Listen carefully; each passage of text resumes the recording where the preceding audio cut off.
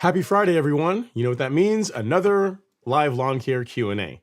My name is Ron Henry, and I am here to help answer your lawn care questions. Now, if this is the first time you're joining us, welcome. Super happy to have you here. The way this works is really simple. On your screen, you will see a chat box, and in that chat box, you can enter your question, concern, comment of the day, and I work through them in the order that they come in. Now, sometimes it's the answers, sometimes I do not, but either way, we have an awesome time talking about lawn care and sometimes life. Well, guys, feeling a lot better this week. I'm on the mend. Voice has returned, so hopefully I won't be quite as annoying to listen to this week as I have been in weeks past. It's been a great week. The lawn is waking up. It's doing great. Got some great pictures from some viewers I'm going to show you guys tonight. Also got to see the nice folks at Real Rollers today and see all the mowers that you guys are patiently awaiting. So it's going to be a good time. It should be a fun-packed evening this evening. Hopefully you guys have some good questions, and we'll be able to get right into it. I did some testing. You guys know I put it out there to you as far as testing out using growth regulator on the front lawn, just the front lawn, and I'll share the results of that. You guys get some pictures and some video, and you guys can let me know what you guys think as far as how it looks. And yeah, a lot of questions, so let's get into it. Let's get rolling. As always, we're coming to you guys live on YouTube as our primary platform, but you can also catch us on Facebook or Meta, Instagram, and also X or Twitter. But if you want to be part of the conversation as far as like when I'm sharing something on the screen, if you're on Instagram, you guys need to come over to YouTube or X or Facebook to be able to see that. So, all right, let's get into it, as they say. We got Noack95 saying hello everybody. What's going on, Noack? Thanks for coming to say hello in the live stream. I appreciate you as always. And the first question of the evening comes from Mr. Jason Harrison. Mr. Jason Harrison. He says, okay, my hood allows for 419 sod and Princess 77 grass seed. Obviously, Princess 77 isn't made anymore. If you had to recommend a seed to replace Princess 77 option, what would you say? Should we take this offline? Here's the thing, Jason. I don't have a lot of experience with a Bermuda grass seed outside of Princess 77 and Arden 15. And the nice benefit of those two grasses, those two grass seed types, is that they blend fairly well with 419. Like some of the more common ones out there now, like Yukon, Monaco, I don't know how well that's going to look in a 419 lawn. So in general, it's typically a bad idea to overseed Bermuda grass with another Bermuda grass, because once it's in, you really can't get rid of it. What I would recommend, as far as finding out what what a lot of people are liking as far as Bermuda grass seed these days, is reach out to a company called Hancock Seed. They're in Florida. I think they're in Lakeland, Florida. They sell a lot of grass seed, and they will be able to tell you, if there's anything new on the horizon, what as far as Bermuda grass seed that people they're selling a lot of, that people are getting good results with. That's what I would really talk to, because I don't want to steer you towards something that I don't have direct experience with. Again, Princess 77. Arden 15, amazing cultivars. I'm really sad that Pennington decided to get rid of them, because I really like them. I don't understand why they did that. But yeah, as far as recommending a replacement, there's not really one that I can think of, and I can wholeheartedly recommend. Again, Yukon's pretty popular. I know a lot of people are doing that, but as far as if it's going to be a fit for your needs or your HOA's needs, that I'm not sure about. I mean, you're in the academy. We could take this offline. We can also chat about it some more on Facebook if you want. I haven't spoken to the folks at Hancock in a while, so maybe I can reach out to them this upcoming week and ask them, and we can chat about it in the private Facebook group if that works for you. But yeah, sorry I'm not more helpful with you on this one. Obviously, Princess 77 would be the best thing to get if you can get it, but you can't anymore, unfortunately. So, all right. So next up, we have Jason. He says, yeah, I know seed on hybrid sod shouldn't be done. Just trying to help the board make a good decision versus a much worse one. So I think you're trying to help the board make a less bad decision, is what I would say, because it's in general. Here's why. Most people that overseed a Bermuda lawn are trying to correct a problem the wrong way. So, because Bermuda really, as long as it's getting enough sunlight and it's got reasonably decent soil, it's going to grow. It's going to spread like wildfire. I mean, there's certain neighborhoods where you can't even plant Bermuda grass because it's so invasive, it's so aggressive. So if you have a lawn where Bermuda isn't growing, in a lot of cases, it's a shade issue, it's a sunlight issue, and grass seed or Bermuda grass seed really isn't going to fix that. If you got either where the house is and the way the sun passes over the house, or you have some kind of trees that are nearby that's casting shade. If you put grass seed there, assuming it can even germinate, all it's going to happen is it might germinate, and then it will behave the same way or worse than how the existing Bermuda grass is doing. So for that reason, I really don't recommend it. For most people, you're trying to fix a problem the wrong way when you try and overseed Bermuda or use Bermuda grass seed or introduce that to your lawn. In most cases, you need to figure out why it's not growing in that area. A lot of times it's not enough sunlight or not enough nutrient, and if you fix that, it tends to take off and do well. So that's what I would try and push the HOA towards, more so than saying 419 sod or this particular grass seed. Just something to consider. Just a thought. All right, next up is Oconee Jacket is in the house. Is a point. He says, spectacle flow in the fall and prodiamine in the spring have done great. Awesome. Love to hear that. I'm going to top dress soon. Should I treat with spectacle flow before or after the top dressing? Neither. I really wouldn't. So I'll tell you, Oconee, I know there are some people that do that. After they do top dressing, they are afraid of the top dressing potentially bringing weeds into the lawn, and some people like to put out pre-emergent afterwards.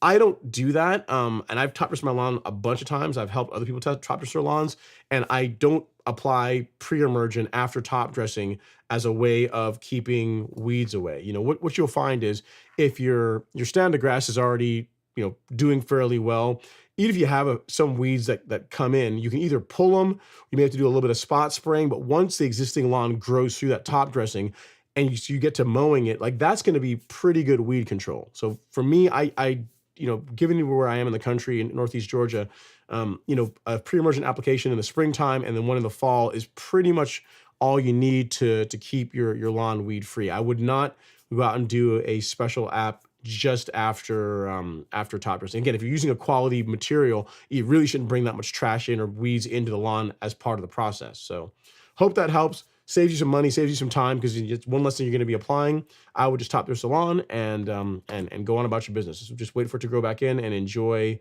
the benefits of your top dressing work. So hope that helps, sir. If you need anything else, don't hesitate to reach out. And tis the season. We are entering the season of top dressing. We're still early April, but I mean a month, within the next 4 weeks from now, it's going to be go time as far as that goes. So if you guys are looking at making your bumpy lawns smooth, it's a great time to start doing the planning. Because if you're going to hire a service to do it, they get booked up quickly. So getting on their books, on their schedule is a good thing. And if you're ordering material to do it yourself, especially if you are using like one of the more boutique materials, like the stuff from Superside, they tend to get booked out. So you could, if you're planning on doing a top dressing in, say, the end of April, early May, I would start getting your ducks in a row as far as scheduling now, so that you're in a good spot as far as that goes. So good stuff. All right, next up is Brian Tanner. He says, "Good evening, Ron. I received my Greatness from the Ground Up t-shirt today. Love to hear that. I washed and ready to wear out tomorrow. Looking forward to some lawn talk this chilly Friday." Yeah, man. So it got cold again. It got chill. I forget what the temperatures is today, but it's nippy out there. It's nippy out there. It's let's see, what is it saying the temperature is? Yeah, so it's saying it's 37 degrees right now. I don't know if it's that cold, but it feels pretty cold. But then starting tomorrow, we're back into the 60s and 70s. So they're on out. So we got a little cold bump, a little cold snap, but we'll bounce back from it. The lawns will be just fine. And I'm glad you got the t-shirt. We're in good health. And again, thank you for watching the live stream. Really do appreciate all the love and support. Brian Hall's up next. He says, "Good evening, Ron." It's going to be good evening, Brian. He says, "What's a good soil temperature for springtime?" I'm not sure what you mean by the question. Depends on what you're trying to do. Like, is your goal, if your goal to, I mean, as far as like pre-emergent, like you would have done that, prior to soil temps, the average 5-day being mid 50s.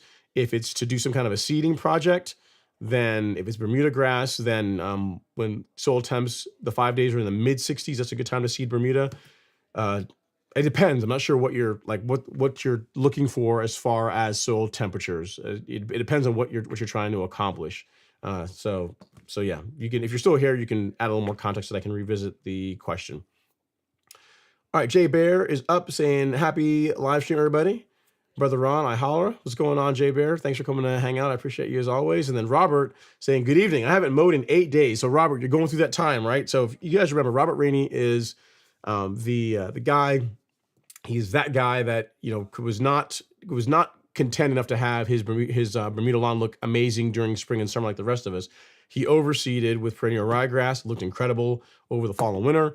And now it's come due. Time has come due. He's got to pay the price now. So now he's spraying it out, and he's waiting for the ryegrass to die off. So I guess he's limiting how much mowing he's doing and that kind of thing. So, but yeah, got to keep us posted as far as how it goes. Robert, the pictures you shared in the academy looked pretty good. I'm not sure if you have a recent picture you can share. If you can email me, I'll show everyone here on the live stream. But yeah, I mean, he's working on transitioning the lawn from a perennial ryegrass overseed just a straight Bermuda. So that's a process. Next up is Cedric G saying, "Big ZR." Okay, it's going on. And then next we have T1000 saying, "Hope everyone is having a great day.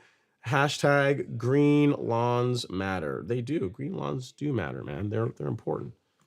They are important. Green lawns do matter quite a bit. And then Darren Proctor says, "Good evening, Ron. I hope the ginger helped with your voice last week. I had some tea with that in it. So tea with honey, tea with ginger. It did help. So I'm a lot better this week. And so, yeah, I appreciate all the suggestions you guys gave over the past weekend, over the week, as far as getting my voice back in good shape. So thank you so much for that. Next up is Mr. John Williams. He says, "Good evening to you, Mr. Ron. I appreciate you taking the time for this content, sir. He's encouraging everyone to like, subscribe, and share." I echo that sentiment. Because I had a quick question.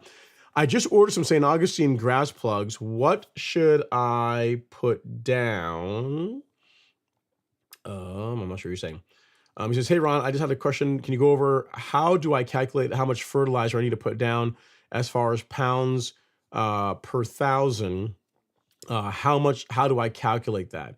So it depends. It depends on what your goal is, John. So like, take for example, um, take a fertilizer like say Humic Max, right? Or take any fertilizer. If you look at the three numbers, your NPK numbers, though that represents the percentage of the product of that percentage of that particular nutrient in the bag of fertilizer. So if your goal, take for example, I'll use Humic Max as an example because it's the one that I know the numbers for off the top of my head. If you take about a bag of Humic Max, right, which is a 1608. So I'll show you really quick here. So if we go here, because I can talk and show at the same time. Why not? Right. So if you take a product like this, which is a 1608 fertilizer, that means 16% of the bag is nitrogen. So if we have a goal of say half a pound of nitrogen per 1,000 square feet, we can simply take like whatever pounds of we're planning on putting out and multiply that by 0.16, and that will tell us like what percentage of nitrogen or how many pounds of N we're getting based on the amount of product we're putting down. So for example, if you take like 3 and multiply that by 0.16, so 3 pounds of Humic Max, and multiply that times 0.16, because we're trying to figure out of that 3 pounds, how much of that 3 pounds is nitrogen. The 0.16 is 16%, 0.16 of it. So for 3 pounds, you're putting out 0.48, or right at half a pound of nitrogen. If your goal is to put out, more, like, I mean, if you say, well, how much nitrogen do I get if I put out 4 pounds per 1,000? You get 0.64. If I put out 5 pounds per 1,000, we're getting like 0.8 of a pound of nitrogen. So you can use the percentage of nitrogen on the bag, and then use that to calculate, like, if I put out X number of pounds, that's how much N I'm putting down. The label, like the way Lebanon does their labels, is actually really good in that. Let's see if I can show you here. If I have a close up, do I have a close up? I do have a close up. Right. So this is a good one. So if you look here, they give you spreader settings, not just because most fertilizers will give you like one spreader setting and that's it. They will actually tell you if you're trying to put out, say, 0.9 of a pound of nitrogen per 1,000, so right around a pound of nitrogen per 1,000, for an earthway, you're going to want to use a setting of 15.5. If you're trying to put out, like what I'm after, closer to half a pound of nitrogen per 1,000, you're going to want to go with a setting of 13. Not all bags of fertilizer do this. Not all of the calibrations will tell you like how many pounds per 1,000, or how much N you're putting out given this particular setting. Lebanon does that on their bags of fertilizer, which is why I really do like that. I like that about the brand. It gives you options, because for someone like me that spoon feeds, right, where I'm using the granular to do a lot of the heavy lifting, but I supplement that with liquids, that half a pound per 1,000 setting is perfect for me, because I know I'm going to be spraying a couple tenths of a pound of N on top of that to fill in and get the amount of nitrogen I'm trying to put into the lawn over the course of a month. But say you're not doing that. Say you're someone that says, you know what, too much work. I just want to apply fertilizer once to my lawn over the course of a month. I want to get closer to that 1 pound per 1,000 rate. They've got you covered, because on the bag you can say, okay, if I'm trying to put out 0.9 of a pound of nitrogen per 1,000 square feet, I would use this spreader setting, and you'd be all set, right? So hopefully, if that's what you're asking, hopefully that helps. Regardless of the fertilizer you're using, you use the percentage of nitrogen, and then you can multiply the amount. You just kind of play with this. You multiply the amount. Say, well, how much do I get if I put out 2 pounds? How much if I put out 3 pounds? How much nitrogen do I get if I put out 4 pounds? You multiply the amount of pounds you're considering applying to your lawn by the percentage of N that's in the product, and that will tell you how much nitrogen 5 pounds or 3 pounds or 4 pounds or 7 pounds of fertilizer over 1,000 square feet is putting down. Again, Lebanon makes it easy in the sense that they give you the calibrations for each of those. It's something you're going to have to work out yourself to a degree if you're just using a fertilizer that doesn't do that. Like the other settings that we have on the site, assume half a pound per 1,000. So if you're trying to go heavier than that with a Scotch spreader, you may have to increase it by like a quarter setting or half a setting to put out more. But all the other settings that you see here, can I show you this? I think I can show you this. So under because I know all you guys don't have earthway spreaders, so for under the high to use, so like the settings for the Echo spreader, like the Scots, all of these settings are for that 0.5 pound per 1,000 N rate is what these do. So if you're trying to go heavier than that, you have to bump these up a little bit more. So hope that helps, John. Great question. And hopefully I did a good enough job explaining it to where it makes sense to you. All right, next up we have, and you asked like, what should you put down for your new St. Augustine plugs? It depends on what your soil needs. You know, if you're looking for a good balanced fertilizer to start out, you know, a new project, like a good balanced fert, the 14-7-14 that we carry is a great option. You know, it just really depends on what you're after. I mean, a soil test will tell you like what your soil is deficient in, and that's going to give you the best match.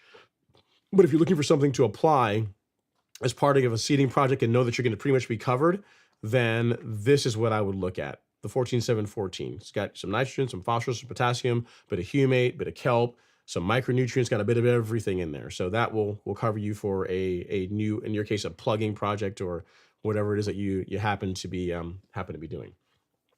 All right, next up we have Steven Johnson. Steven Johnson says, I got a question here on Instagram. I will come and I'll come to that one there in a second once I finish this one.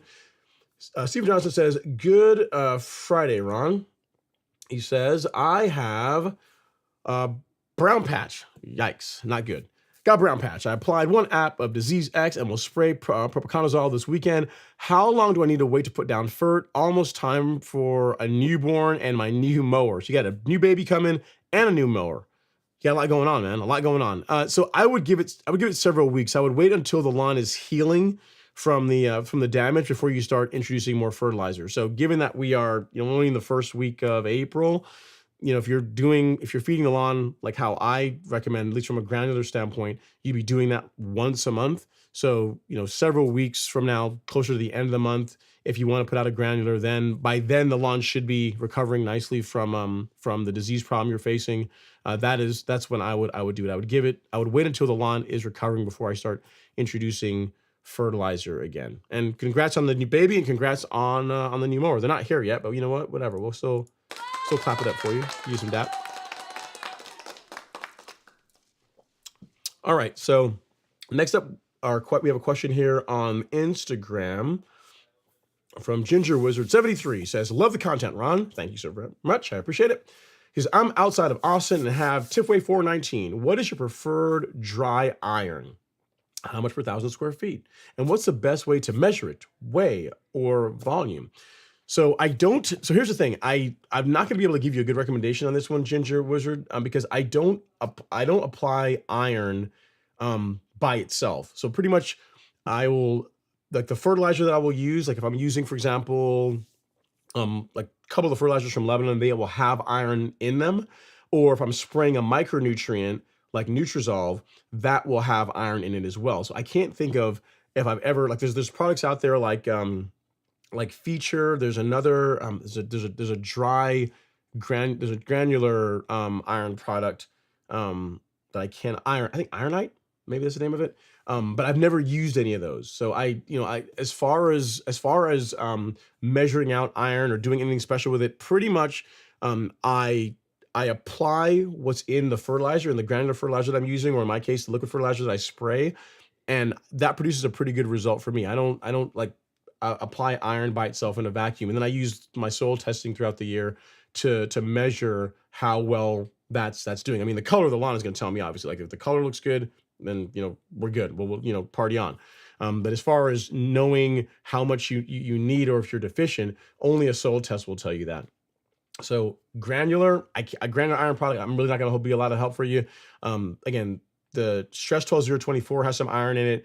And then for a liquid micronutrient that has iron in it, it's a great product, is Nutrizolve. And I use that and it produces, I love the results I get with it. And as a matter of fact, I'll show you guys the color of the front lawn here in a second. If you jump over on YouTube or on one of the other platforms where you'll actually be able to see what I'm talking about. So sorry, I'm not more help on this one. Hopefully that helps. Let me see. Perfectly Image says, perfectly imperfect says, I'm trying to contact you with your email. It depends what you're trying to contact me for. I have an email. It's pretty public. It's ron@golfcourselawn.com. So if you have a question about your lawn or products or something like that, feel free to reach out to me. Again, the only ask that I have, if people are going to email me and ask questions, is a couple things. One, keep it concise. Like, don't write a book. I don't need the entire Bible. Just give me give me a couple of verses. Like be tight and concise about it. And then second, if you email me asking for help, you have to tell me what kind of grass you have. Like, I can't tell you how many times I get email from folks and they say, I've got this weed in my lawn. I need a good herbicide to get rid of it. What do you recommend? I'm like, okay, well, what weed are you talking about? And what kind of grass do you have? Like, those are two things that are really important. Or they'll tell me the kind of weed they have and they won't tell me the kind of grass they have. So like, if you're going to email and ask questions, definitely tell me what kind of grass you have, or at least tell me what part of the country you're in, so I'll have an idea of what kind of grass you likely have, whether it's cool season or warm season. And it like, help me help you is what I'm trying to say. That's all I'm saying. So hopefully that helps. Perfectly imperfect. Ron@golfcourselawn.com is how you can reach out to me.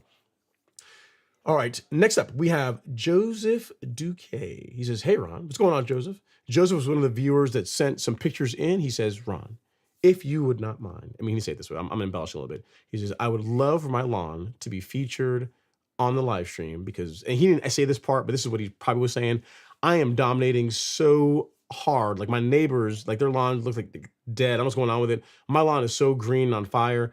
I gotta flex a little bit. So of course, Joseph, your wishes will be granted. I'll show you real quick. Send me a couple of pictures. Look really solid.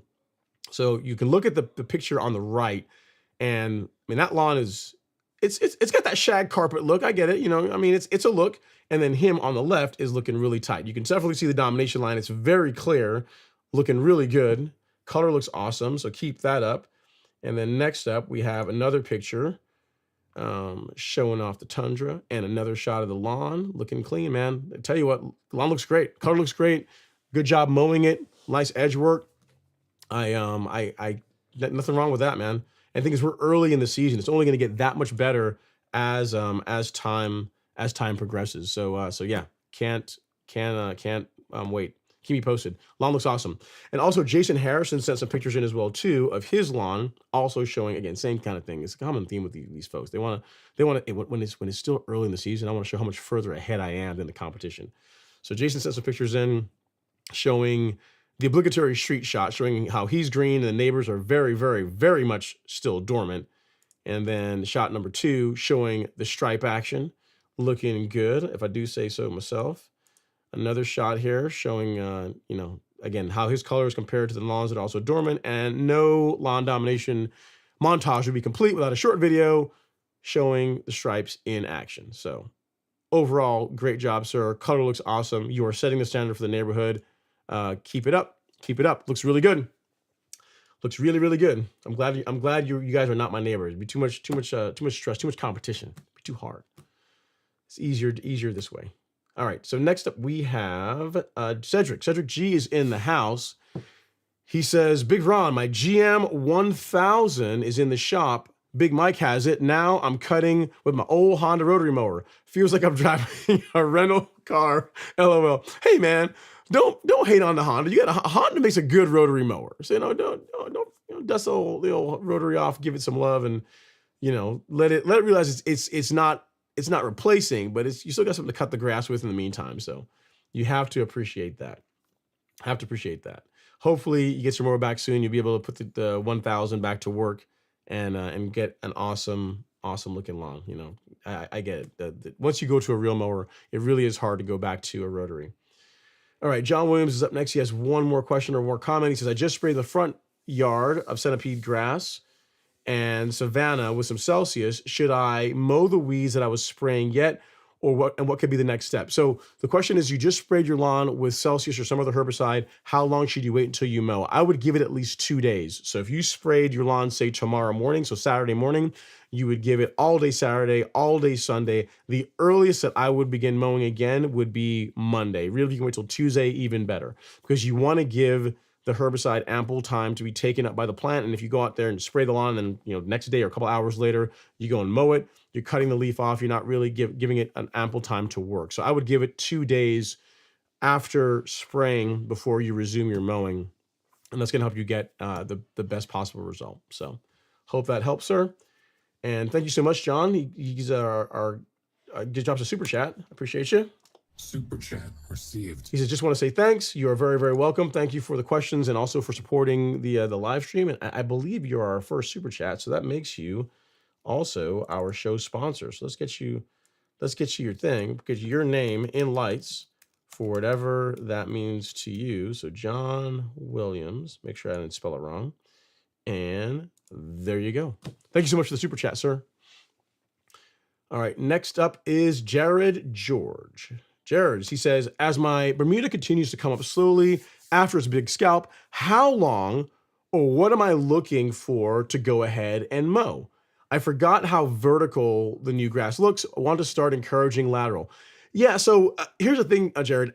Whenever I scalp the lawn, yeah, for a few days after scalping, the lawn's not going to be growing very much, but really once you go, 3-4 days, resume your mowing. I mean, you may be at a point now, if it's not growing that quickly, where you're only mowing 1 day a week, once every 4 days, 5 days, that might be it. But I would resume mowing. It's not like you mowing the lawn, even if only a little bit comes off after scalping, is really going to hurt anything. The last thing you want to do is scalp it and then allow it to become overgrown. So I would start a regular mowing schedule. Regular doesn't have to mean every other day or every 2 days. It might mean once a week. It might be every 5 days. It just depends on how quickly the grass is growing based on the weather in your area.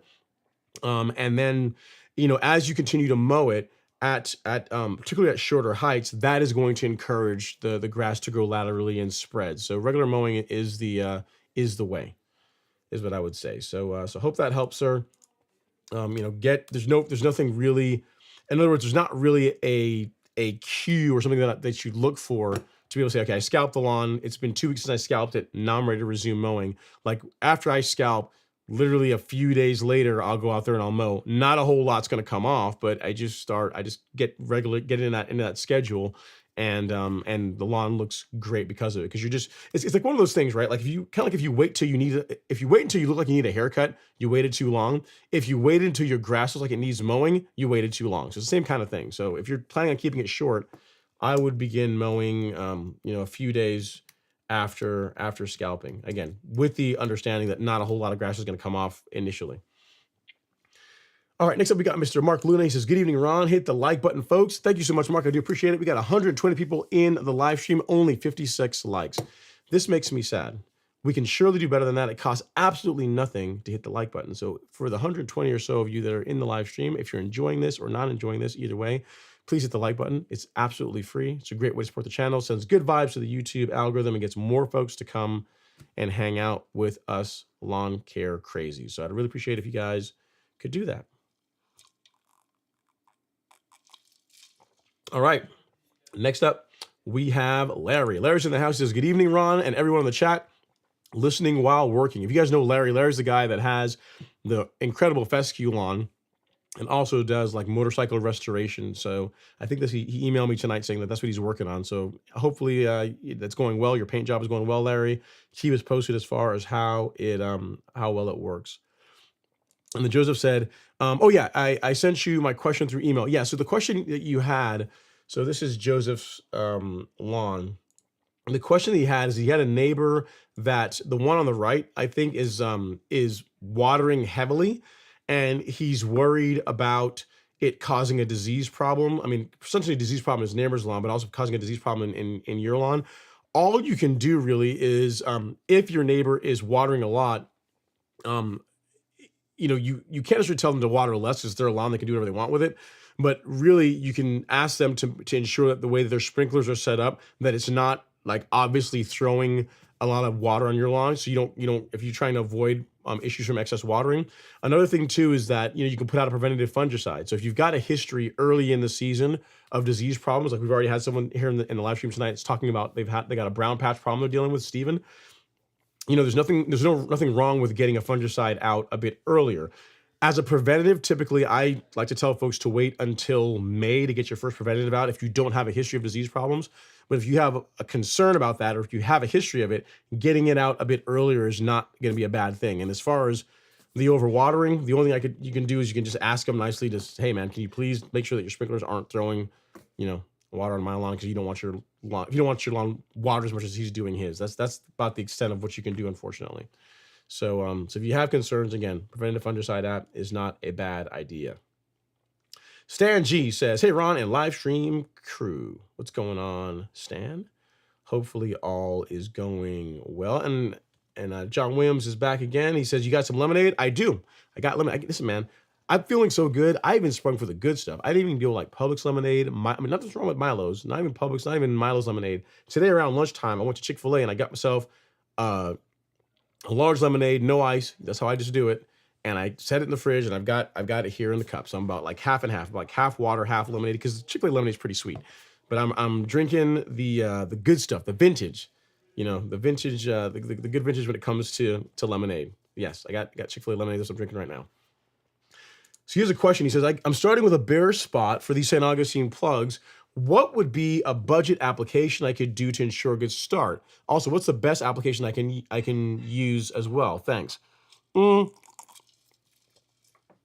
So if you're trying to do preparation for a seeding project or sod, getting out a granular biostimulant like Essential G, or if you have a leveling rake and have a way to spread it, a product like Carbonized PN are both excellent choices. So if you go to shop and then biostimulants, either one of these, Essential G or Carbonized PN, either one of those over the areas that you're planning on installing the sod or the plugs would be a good thing. It's going to help the plugs root in a bit faster.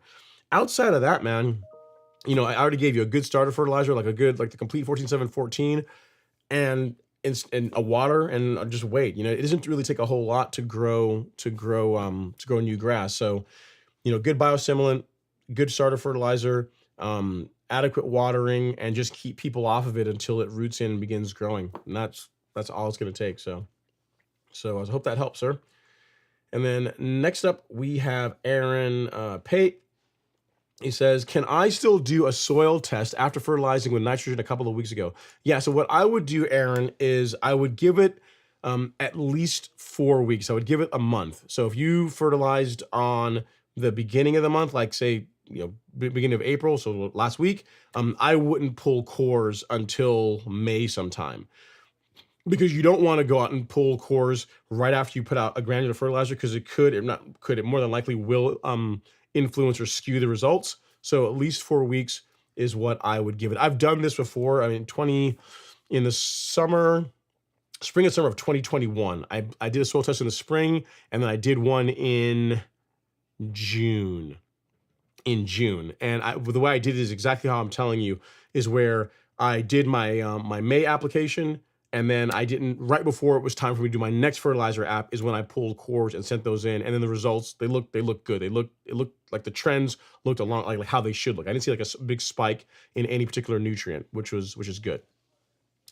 So hope that helps, sir. Again, I would 2 weeks is not quite enough time. I would give it closer to 3 to 4. A month is good.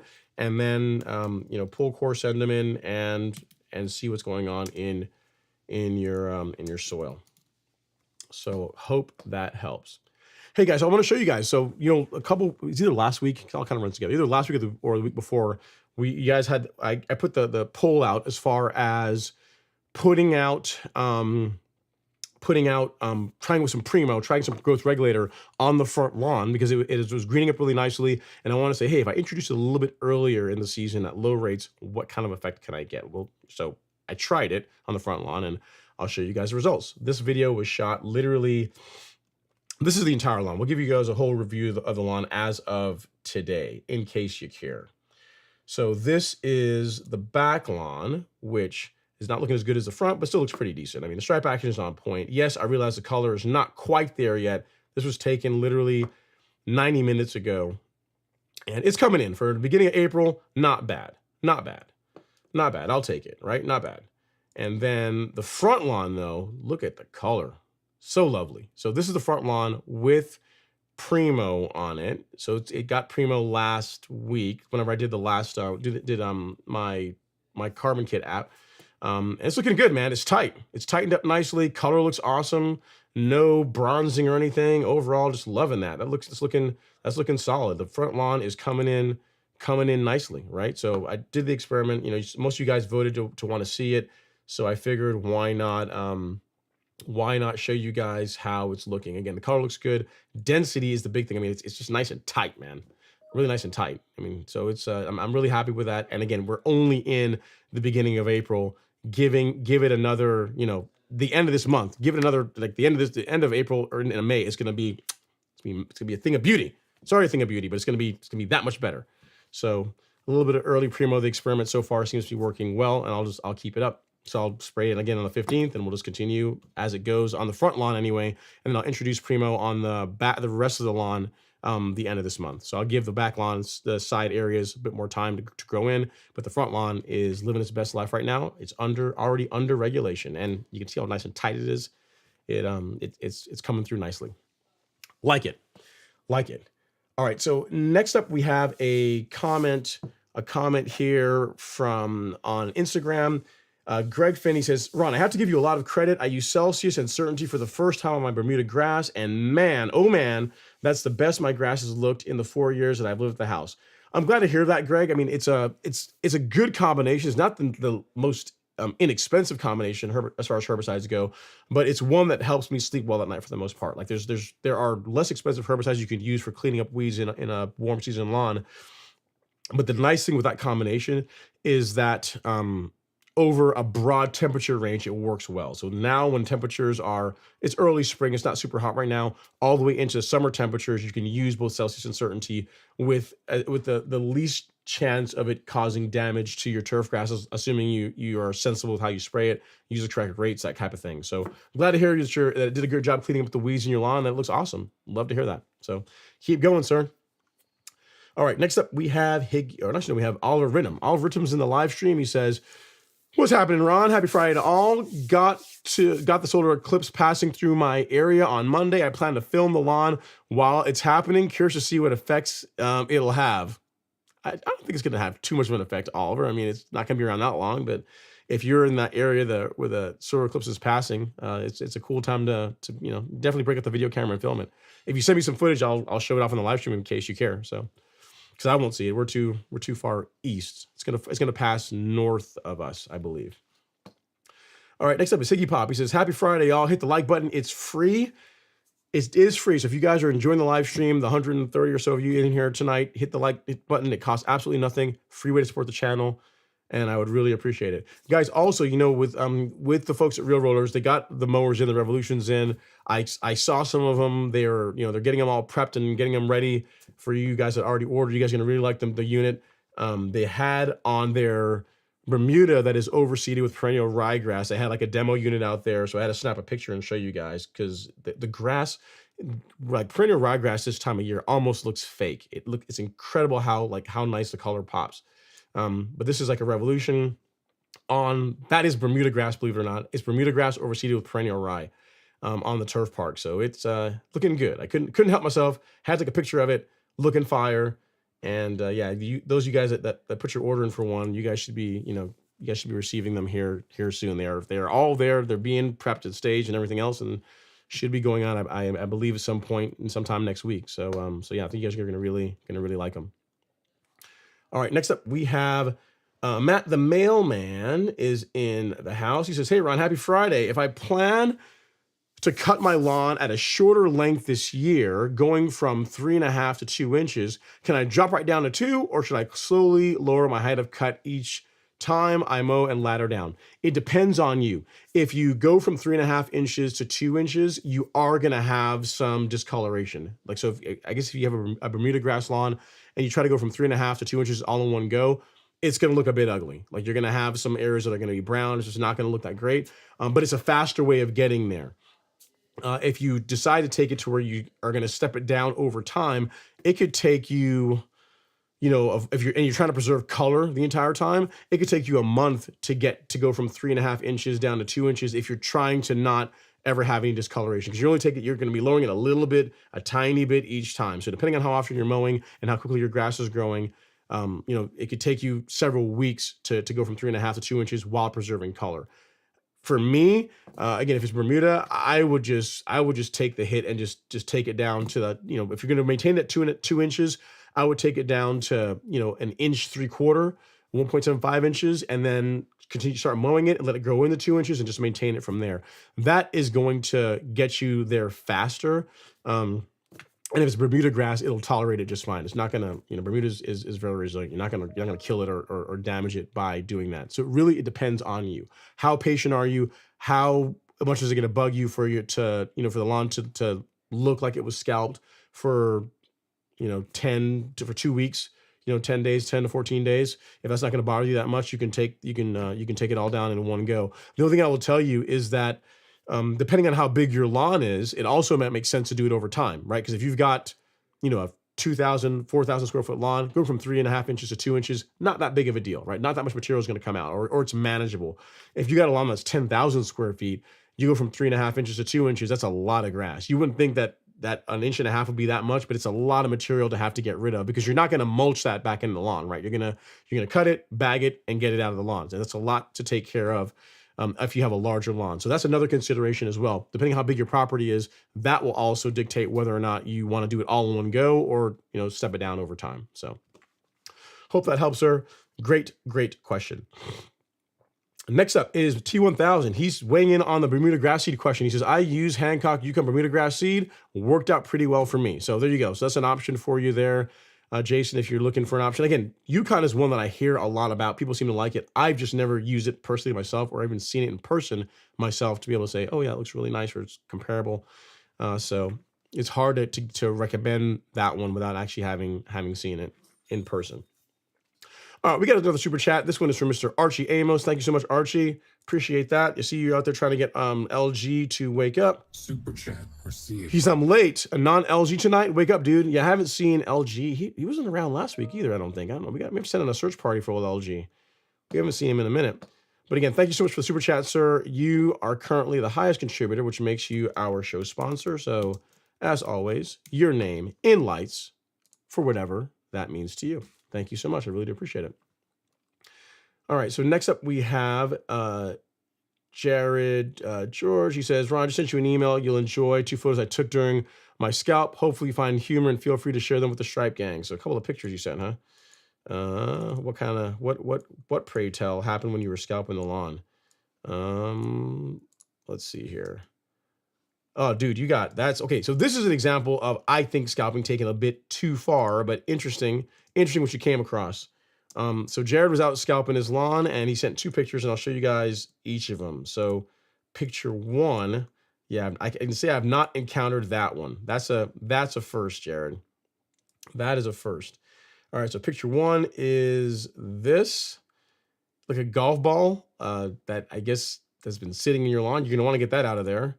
And then a close-up of it when you were scalping. Titleist, what is it? Pro V1? What kind of Titleist they got? But yeah, yep, that's what you got when you're scalping. Now, for me, Jared, I'll tell you, looking at this, that's pretty aggressive. If that's not quite down in the dirt, that's close. That's getting there. That as far as scalping goes, that's what we would call getting it.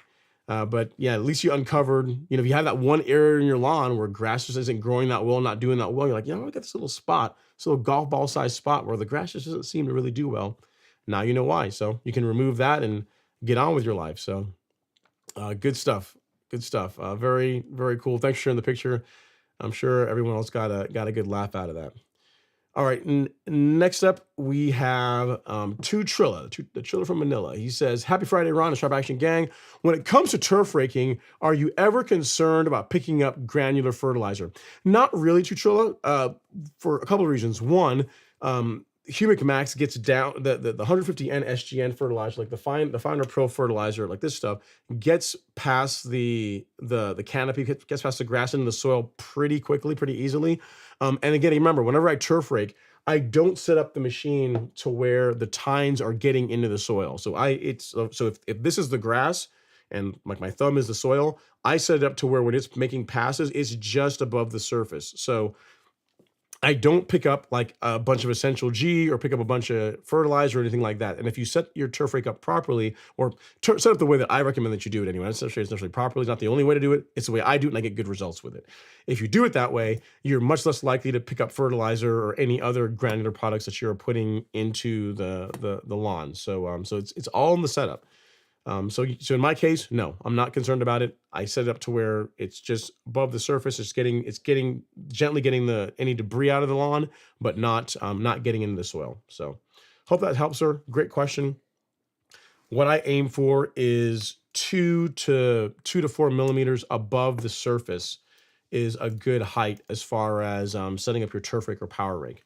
I think that I have found that for me, that yields good results. All right. Next up is Joseph. Yeah, Joseph. So I answered your question as far as the fungicide goes. So hopefully that helps as far as with your neighbor that waters heavily. If you need anything else, feel free to give me, give me a follow up. And then next up we have Oliver Rittam. He says, I'm trying to get ahead of dealing with Bermuda mite situation that I experienced in July, August.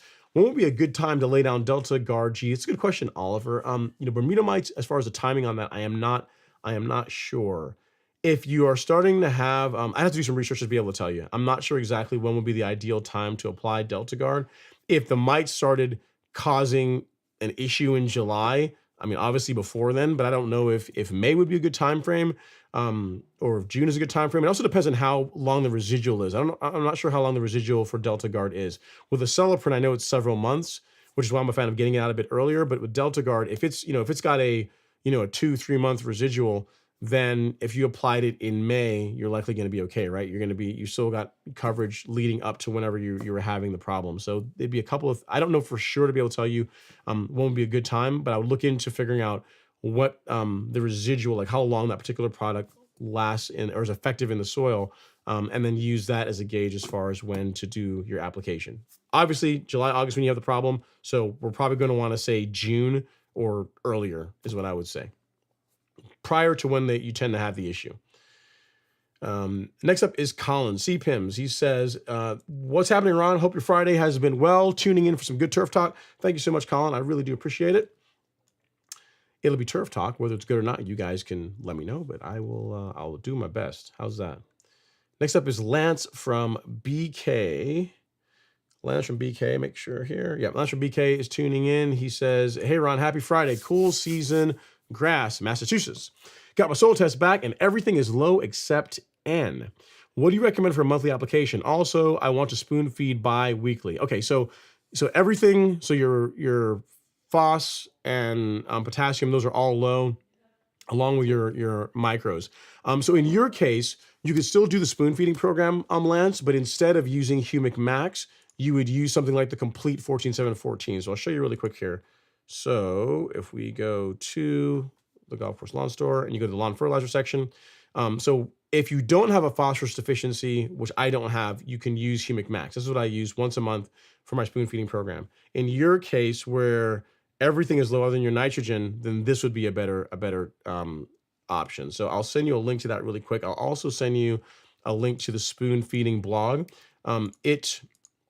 It has some guidance in there. It's written for Humic Max and for Release 901C. That's what it assumes that you're going to be using. But you can just simply substitute Humic Max for that fertilizer, for the 14-7-14.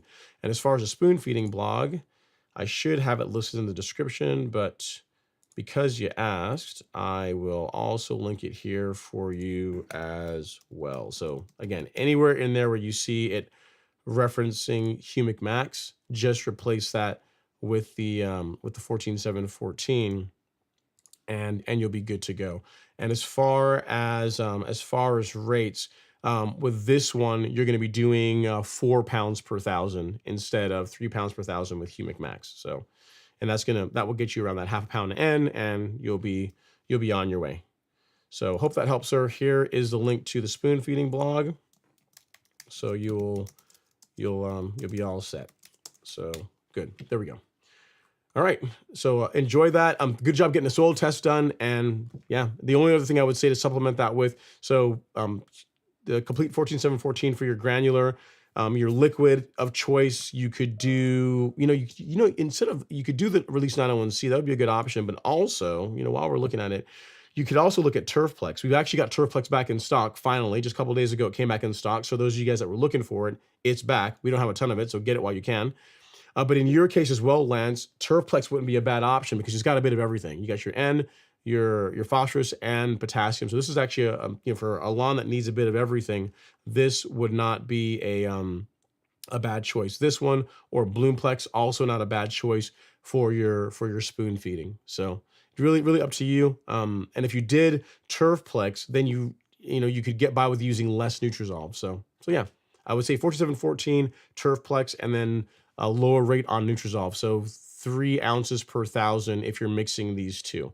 If you're using Nutrizolve with like Release 901C, then you'd go out at 6 ounces per 1,000 per the label. But because there's a bit of overlap as far as the micronutrients that are in these, you can reduce the amount of Nutrizolve you're using if you're mixing these, both of these. So 3 ounces per 1,000, 6 ounces per 1,000, and 4 pounds per 1,000 was what I would say to do for what you're trying to accomplish. Good stuff, man. If you need anything else, don't hesitate to reach out and let me know. All right, now the hard part, figuring out where I left off. Always the worst part whenever I go and I post a comment. All right, Fresh Apples is up next. Says, hey, Ron, I applied Certainty with my pump sprayer. 1 large scoop, 3 small. 1 gallon lasted through all of my 1,500 square foot lawn. I was only spot spraying. Maybe that's why. Or did I do something wrong? No, I mean, you should be fine. I mean, if you're spot spraying, you mix up a gallon of it. So a gallon is going to cover, with the way I spray it, 1,000 square feet. But in your case, you're not blanket spraying, you're spot spraying. So it'll go further. You'll be able to spray more areas. You'll be able to spot spray a larger area than if you were just blanket spraying. So the mixture sounds good. It sounds like a higher rate. I imagine you're going after Poannual or something that needs the higher rate for Certainty to work well. And yeah, it sounds like you did it right to me. I don't think you did anything wrong. It sounds like you were spot on, sir. No cause for concern. And again, like 2 weeks from the time you sprayed is when you should start seeing the results as far as the Poannual begin to yellow up and then begin to die off. So good job. Great work. All right, next up we have John Williams says, keep that insecticide on hand. The lemon scent one, that stuff works great. Yeah. So what you're talking about is this one. Where do I have it here? They got a bottle over here somewhere, or maybe not. Yeah. What he's talking about is the non-toxic pest control from Miramichi Green. Like this stuff, I did not. Come on, autofocus. This stuff I did not. I'm surprised at how well it's been received, because as far as like actually a decent smelling, doesn't smell bad. It smells like citrus. It's like a lemony scent fragrance to it. But as far as effectiveness against mosquitoes, gnats, roaches, no-see-ums, whiteflies, like a lot of the insects that mess with our experience outside when you're trying to be outside at this time of year, great, excellent product. And it's non-toxic. And yeah, this we will keep in stock, John. I mean, people really like it. So we will make sure that it's always available as best we can.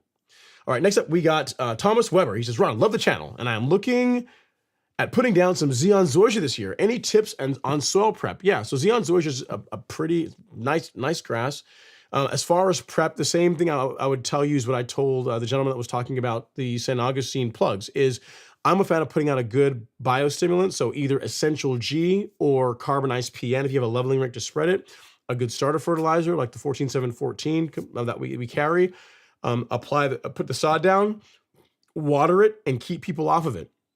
The biostimulants are going to help it to root in a bit faster, and the fertilizer is going to ensure there's enough food for it, to grow in well, and that's just it. Just patience, just time at that point, So yeah, it's really not that difficult to grow in new sod, and using a biostimulant like carbonized PN or Essential G are just going to help accelerate that process. So yeah, I'll send you links to where you can grab those, Thomas, if you are so interested. You can find them. Actually, I'll just show you real quick.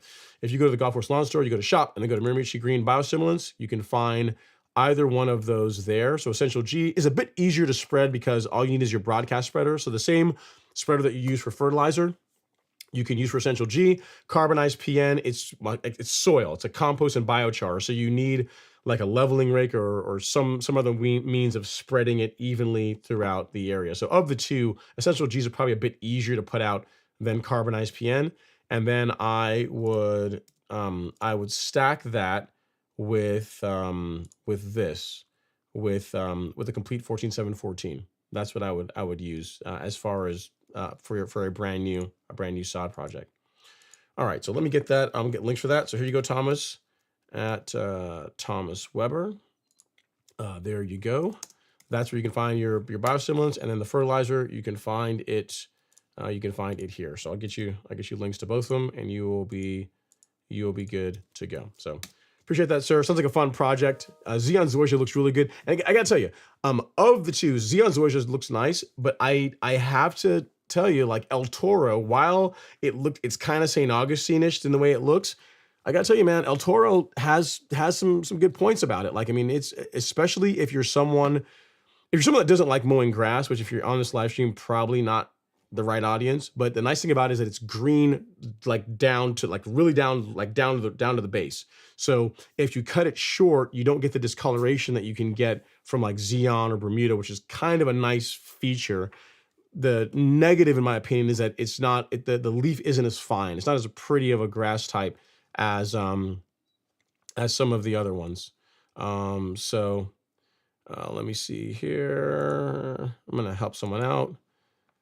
Okay. All right. So next up we have John Williams says, you need garlic pearls. What are we doing, man? You guys trying to? I'm not a vampire. You guys trying to get me like garlic, ginger, all this kind of stuff. Yeah, garlic. I mean, it does work, but man, you sweat that stuff. You can tell you've you got when you eat anything with garlic in it. All right. So next up we have a Can Hantus. He says, I have what looks like common Bermuda or something that resembles that growing by my tiff-top lawn. How can I kill it? Okay, so if it's separate from your lawn, so I mean, like you got your lawn here, and then you've got you've got the tiff-tuff or the common in a separate section, then you could use a non-selective combination like Fusilade and glyphosate to kill off the common. If the common is within your tiff-tuff, there's not really a good solution for that. Like not currently, I mean, not that I'm aware of it. I'm sure it'll ever be a thing. But as far as a way to selectively remove common Bermuda out of hybrid, there's not really an easy way to do that. What you can do is you can mask it. You can mask it to an extent with growth regulator. So if you use Primo, what I found, because I have a few small areas in my lawn, with some common here and there, and you guys really don't see it that much. If you look really hard, you might be able to make it out. But Primo does a pretty good job masking that, because as far as making you not see the common, having the common stand as much out of the hybrid lawn, if that makes sense. But if you're talking about it's intertwined, there's not an easy way. If it's separate, glyphosate and Fusilade, that combination, excellent against Bermuda grass, but it's non-selective. It's going to kill anything you spray it on. So I'm not sure if it's within your lawn, Can Harris. If that's the case, then you're gonna have to just learn a way to live with it, or again, growth regulator is something you can use as well. All right, so next up we have Jacob Madrid. He says, turfs up, fert down, turf up, stripe action forever. Thanks so much, Jacob. You're taking what's his face? You're taking Cedric. That's Cedric's thing. Cedric's tagline. So, but it's a good one. So I wholeheartedly endorse you doing that. I like it. It should go on a t-shirt. Fert down, turf up, stripe action forever. That would make for a good t-shirt. All right, John Williams comes up next with another question, or actually, first it's Jared George. He says, I've never understood spreader settings. As long as I weigh the product to determine how many pounds of, how much N is equal to how much pounds of product, and I spread and walked evenly, what does the setting matter? It matters because like how much the spreader opens up. Like you can, in other words, okay, take for example, you take something like Humic Max, right? It's 150 SGN fertilizer. If you were to, like, the spreader setting for this is on the low end is around 12-ish on an earthway, right? 12, 13 on an earthway. If you were to go run or set the spreader setting to say 20, like you're not gonna, and you just start trying to put that down, you're gonna be putting it down a lot heavier than you need to. So the spreader setting matters because it's a way of as far as ensuring that you put down X number of pounds to over a certain square footage. That's what the spreader setting gets you. Now, if you're saying, say you're doing the opposite. Say if you had a spreader setting that is low, right, on the low side. So like say humic max will pass out of an earthway spreader that goes all the way down to say 8, right? In that standpoint, let's say you have 1,000 square foot lawn and you want to put out like 3 pounds per thousand of the product. If you have this mythical 1,000 square foot lawn and you were to this mythical 1,000 square foot lawn, and you were to go and put out, you put 3 pounds in the spreader, and you have the spreader setting on the low side, you'll walk the entire 1,000 square feet. There'll still be product in there, and yes, you could continue just walking it over and over until you get all of it out. But that's not really an efficient way of doing it. So spreader settings do matter because it's a way of being able to say, at a reasonable walking pace, when you cover 1,000 square feet, you will be putting out this many pounds of product. And then based on how much N you're trying to put out, that allows you to adjust up and down to ensure you're putting out what you want to do. You know what I mean? So again, I would spreader settings matter. That's what I'm trying to say. Like you can't just set the spreader to whatever you want and get a good result. At a minimum, you'll be wasting your time. And if you bias towards the high end, what will happen is you'll be putting out too much product. So hopefully that makes sense to you.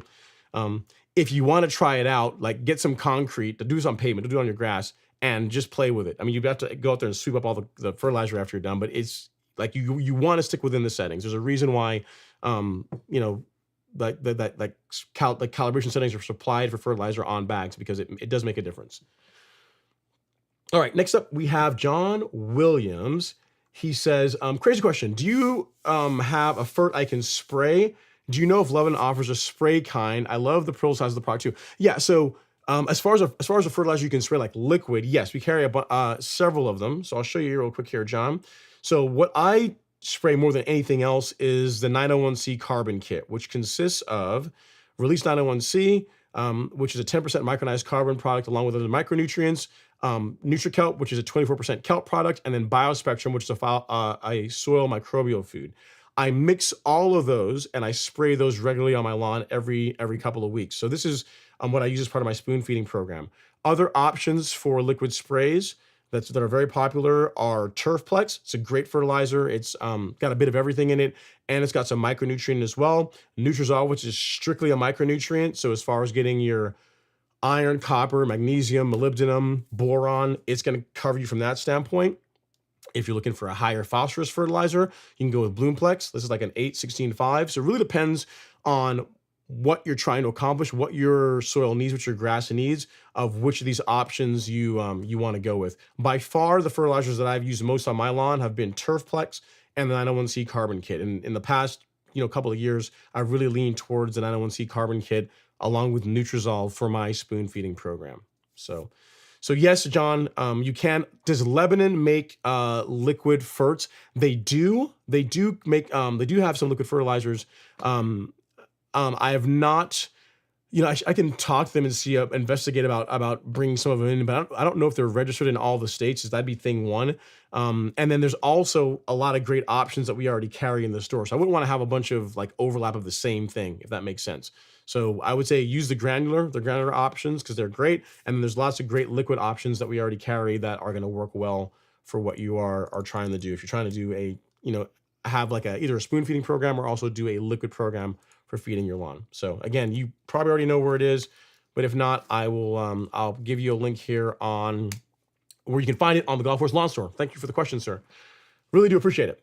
All right, next up is Lonnie Edwards. Lonnie Edwards says, hey, Ron, good evening. Evening, Lonnie. He says, what's a good herbicide combo to remove POA and rescues weed grass? Two-part question.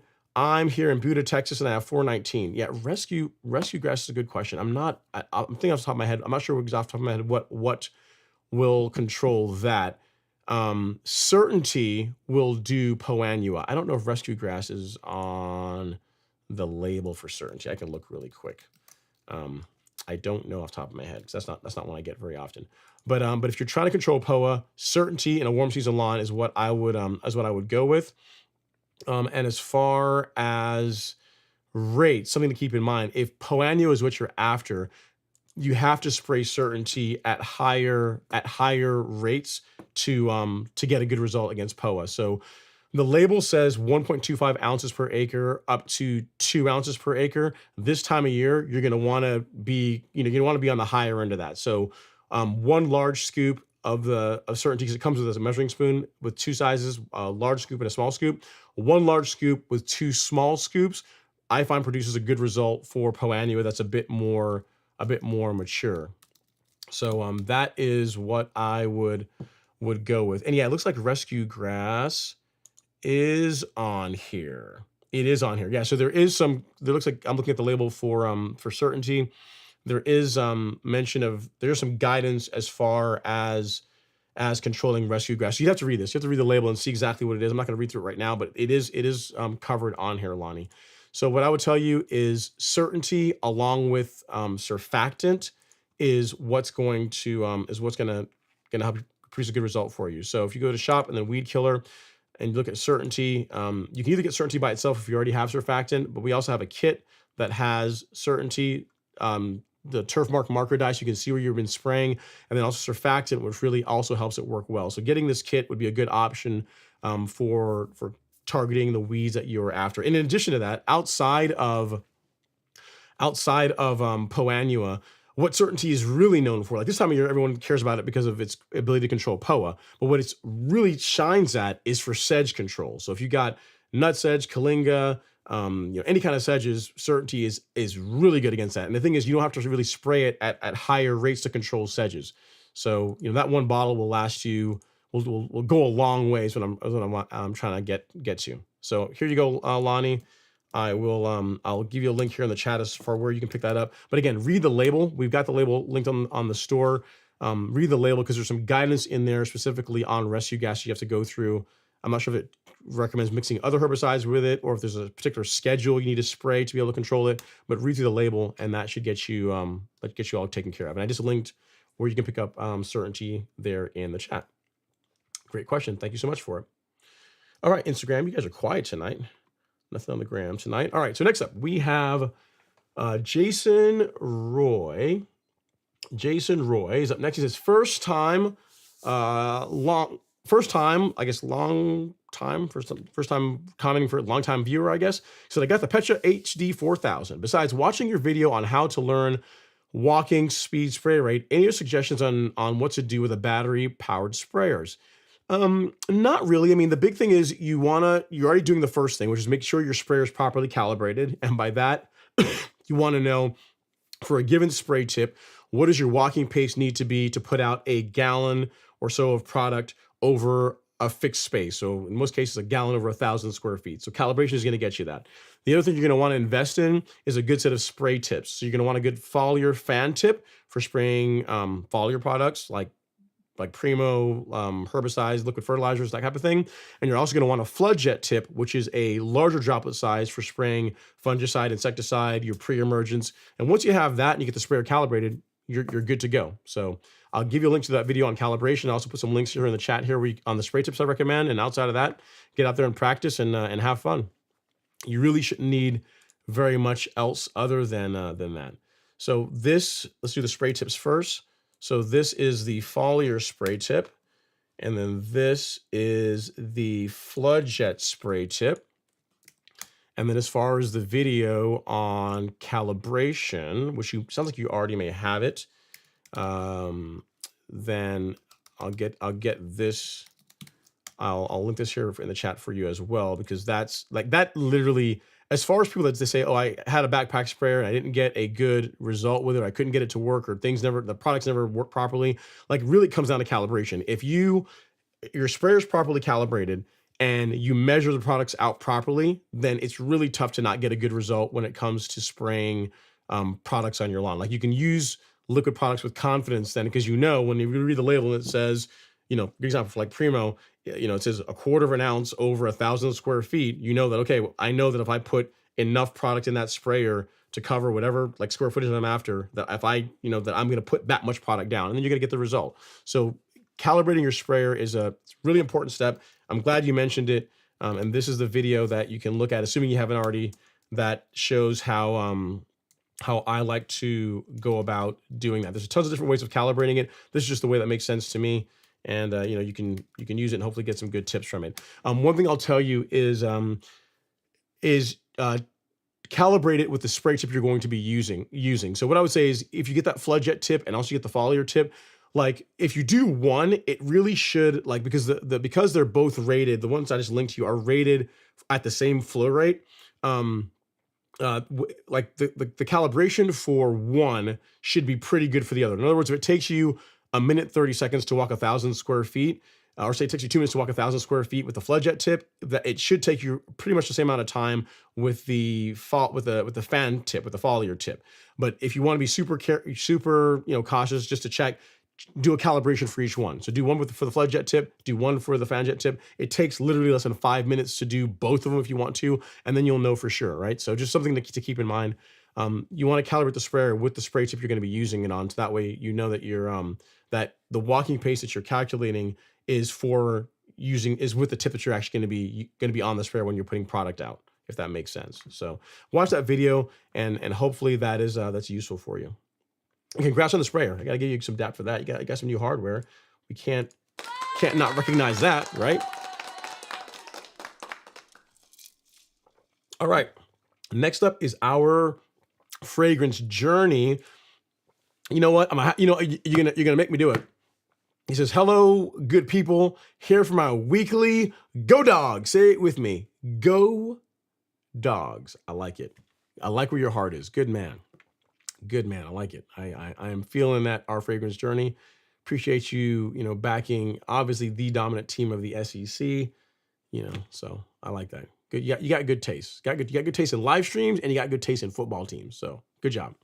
Matt Jackson's up next. He says, "Hi, what's going on, Matt? Hopefully you're doing all right." And next up we have Melvin Otta. He says, "I just want to say thank you. I have a beautiful Bermuda grass lawn. Thanks to all your content. I've been watching your video for the last 3 years." Thank you so much. I really appreciate that, Melvin. I mean, yeah, the content's useful, but also you've been doing the work, right? Because you can watch all my videos, and I promise you, if you just sit there and just watch them and you don't do the stuff in them, you're not going to get a great result. So yes, you got the know-how, but then also all your consistent work is really what got you a great looking lawn. And then the thing is, once you have a program, have a process that works well for you, feel free to experiment, play with things, try different things and see, what kind of results you get, and that you can tweak and tailor. Like what I put out is what I think works pretty well. Like hundreds of people have used it and have gotten great results with their lawn, but you can always take that and make small tweaks for your particular lawn and maybe get some better results or get different results. So once you have a system that works, feel free to tweak and play a little bit if you so desire. Like for example, this year, for the first time, I introduced Primo growth regulator to the front lawn earlier in the season than I normally do, given how fast or how far ahead the front lawn was. And I really like the results. Like, I mean, you look at the front lawn, this was taken, again, a couple hours ago before the live stream started, and it's looking good. I mean, that's nice and tight. The color looks good. It's beautiful, absolutely gorgeous. So, and again, this is like the first week of April. Can you guys imagine? I mean, I don't have to put blinders up. I can't imagine when we get to like the end of this month, when it's got some real heat and it's really, really filled in all the way. It's going to be a thing of beauty.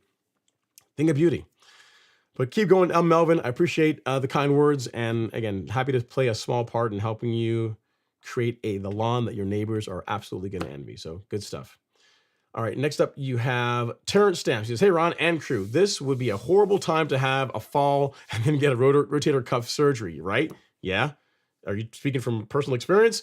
He says, "Now I got to find someone who's going to do all this additional work in the yard." Yeah, I mean, at least find someone to mow it. You know what I mean? Like, that's the thing. You want to have someone at least mow it to where it looks respectable. And hopefully, the thing I'd say is after you get the surgery, just do all your physical therapy, man. Do your PT. That's going to help you bounce back sooner. I mean, I know it's painful and stinks, but that will help you get recovered faster, which means you get back on the lawn that much faster. So if you have to have that surgery, do your physical therapy. All right, next up is Matt Jackson. He says, "I just want my zoysia to pop. It's a little bit early, a little bit more heat and rain. So it's going to be a time thing, Matt. It's we are still early in the season. It is April 5th today. So, we're not even like deep into April. We're in early April. So, you still got to give it some time. We have had some cold snaps in weather as far as that goes here in the Southeast, which hasn't helped things. So I'd say patience is the order of the day, man. I mean, zoysia is also a slower growing lawn. That's also a thing too. So I would just give it some time, be a bit more patient. You can begin feeding it, but just let time run its course. Like even the Real Rollers Turf Park, like they have their 2 zoysia plots. They're looking decent now. They're starting to come in now, and those get babied quite a bit. I mean, you talk about like a piece of grass or two stands of turf grass that get mowed a whole lot. I mean, they get mowed like all the time. And they're still also coming in a bit slower because there's zoysia, and that's just the way that grass is. So I would just give it some time, and it'll eventually fill in. You're in Texas, you're in Austin, so once you start getting consistent heat, which is not too far around the corner, it will take off, and you will be happy. You'll be in good shape. So no concerns there. All right, Joseph Duque is back. He says, hey, Ron, my neighbor is watering his lawn every day, and I feel like his watering will develop disease in my lawn. Should I put down a fungicide? Thank you. It really depends. I think it's still a bit early, Joseph, for fungicide, unless you have a history of disease issues in your lawn. So if you're telling me that the watering, his excess watering has caused disease problems in the past, this time of year, and you want to put a fungicide down, then sure, I'm all for it. But if there's no issue, as far as preventative fungicide apps, I am more a fan of doing those in May, the beginning of May. So later on this month, early May is when I like to do my first preventative fungicide app. As far as fungicides go, if you like granular fungicide, what I would say is go with Headway G. And if you like liquid fungicide, go with Pillar SC. So it's really as simple as that. You like liquids, go with Pillar SC. It's really easy to apply Pillar. There's only one rate. It's 1 ounce per 1,000, super easy. And then Headway, it's around a little over 2 pounds per 1,000 is the way I apply this, and I get really good results with that. So either one of these are great. They're both dual. They both have 2 modes of action, so they're both excellent fungicides. And if I guess the one you pick is just based on what's your preference as far as application goes. Again, if you like liquids, Pillar. If you like granular, Headway. So either one can produce a good result for you. So hope that helps, sir. And talk to your neighbor. Tell them to stop watering their lawn so much, right? Tell them, hey, you don't need to water your lawn every single day because it's not a good thing. Like too much water is not good. Too much water is not good. It's going to cause problems, right? All right, next up is Michael Raymond. He says, how effective is the Miramichi Green pest control for mosquitoes, and can a backpack sprayer be used? Excellent question, Michael. It's very effective. In their testing, it's like you have like 3 weeks or so from the time you spray it you get about 3 weeks of coverage as far as a severe reduction in the amount of mosquitoes that are going to be in the area that you sprayed. Can you spray it with a backpack sprayer? Yes. So I believe you get something like 1,500 square feet per gallon of water if you are using a backpack sprayer. If you use a fogger, it goes a lot further. But yes, you can spray it with a backpack sprayer. You can spray it with a fogger. Either one of those will work well. And as far as residual, you're talking 3 weeks or so. So it's an excellent product. And the nice thing is literally you could spray it. Spray like the patio, furniture, all that, and literally once it dries, you're good to re-enter the area. So it's a great tool to use if you're like have people coming over, like say tomorrow afternoon. You could spray in the morning, and then you're good to go for whenever afternoon rolls around to have a mosquito-free experience on your patio. So hope that helps, sir. If you have any other questions, let me know. But yeah, it's an excellent product. I mean, people absolutely love it. I get tons of positive feedback about the non-toxic pest control. And you know what, Michael, because your question is related to Miramichi, and they keep saying, hey, you know what, sometimes a week goes by, you don't give away a shirt, a good question of the week comes by, and you don't reward folks. We're going to correct that. So if you like t-shirts and you like free t-shirts, we will have you be our Miramichi question of the week. So if you want one of the greatness from the ground up t-shirts, one of these Bad Mama Jammas. It's a nice cotton, nice to wear out in the lawn, free of charge. Send me an email and I will tell you how to claim your shirt. So my email is ron@golfcourselawn.com. So right here, ron@golfcourselawn.com. Send me an email, say, hey, it's Michael from the live stream. I won the free shirt because I asked a question about pest control and you said you'd give me a free shirt. And if you're a man of your word, you're going to give me the free shirt. And I will say, yes, Michael, I am a man of my word. And here's how you can get your free shirt. So drop me an email and we'll get you kitted out. You can be styling and profiling when you're out in the lawn. Okay. But yeah, it's a great product. And as far as those of you that are wondering what he's talking about, I'll link it in the chat for you. But again, it's excellent product. Again, very, very well received ever since we introduced it. It's been a couple of years now at this point. Yeah, great stuff. Michi Pest Control. And we'll say this. We'll call this, we'll say non-toxic pest control. All right. There you go. So enjoy that. All right. Next up is Chris Dada. He says, hey, I stopped by Lee today and it seems I just missed you. Yeah, do tell. I guess you're a little bit late. I had to get back here and, do my meditation, have my woosah moment because I was getting ready for the live stream. I make sure everything was in order before the show started. But yeah, I'm sure you'll see me at some point. I mean, I'm there pretty often, especially this time of year. I'm pretty good friends with them. So yeah, at some point, I'm sure we'll run into each other, Chris. And if not, I know that Lee is planning a turf park party this year at some point. I'm not going to say exactly when it's going to be, but it's going to be after the revolution. The deliveries have already been happening. So I had a guess, I think probably sometime next month. But if he does that, I will more than likely be there, and it'll be a great time to do a meet and greet. So if you want to come out and hang out and say, hey, I'm Chris from the live stream, I'll be like, hey, I'm Ron from the live stream. Nice to meet you. All right, so next is Jared George. He says, the temps in my area have been inconsistent. I can still tell on cool days not much growth occurs, and some parts of my lawn haven't fully greened up yet. I'll start mowing what I got though. Yeah, and that is the way it's going to be, Jared. I mean, there are a good example. If you look at my front lawn, you look at my back lawn, you would not think that those two stands of grass are on the same property. Like the front lawn is greened up, looking great, living its best life.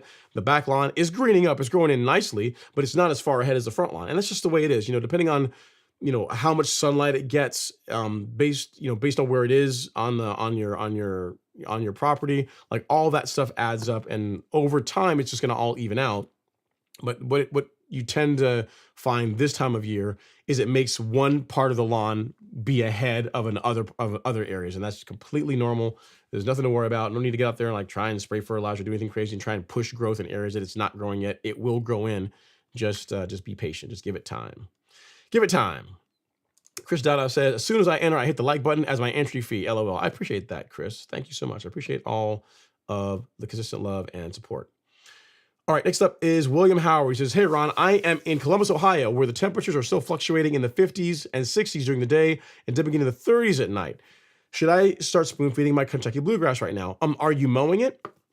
That's how as far as using as a measuring as whether or not you should be feeding your lawn or not. If you're regularly mowing your lawn, then yeah, you can go out there and you can begin fertilizing it. You can begin feeding it. So if you're telling me I've not mowed the lawn at all this year yet, and I probably won't start mowing for a few more weeks, then you probably don't need to fertilize quite yet. But if you tell me that you're out there, a couple times a week already as it is, you're fertilizing it, I'm sure you're mowing it, and the lawn it's growing in. So each time you're mowing it, clippings are coming off. Then yeah, if you want to start a spoon feeding program, I'm all for that. Because remember, with spoon feeding, you're not putting out a ton of nutrient at one time. Kind of in the name, you're giving it a little bit, you're doling it out a little bit on regular intervals, which I personally think produces a great result. I like the results that I get from doing that. It is more work, but I think the color, the consistency of growth, and overall the turf just looks better if you have the time to be able to do that. So based on where you are, you probably can start, William, but let the fact of whether you're mowing or not, let that be your guide. So hope that helps, sir. Great question. If you get a chance, whenever that Kentucky bluegrass is looking solid, send me a picture of it. We'll show everyone here on the live stream what you're working with as far as your lawn goes. It'd be cool to check that out. Great question. All right, next up is Joshua. Joshua's Columbia. He said, hey, Ron, is diesel exhaust fluid bad for my lawn? I'm on a budget and I'm doing a poor man's spoon feed. Thanks.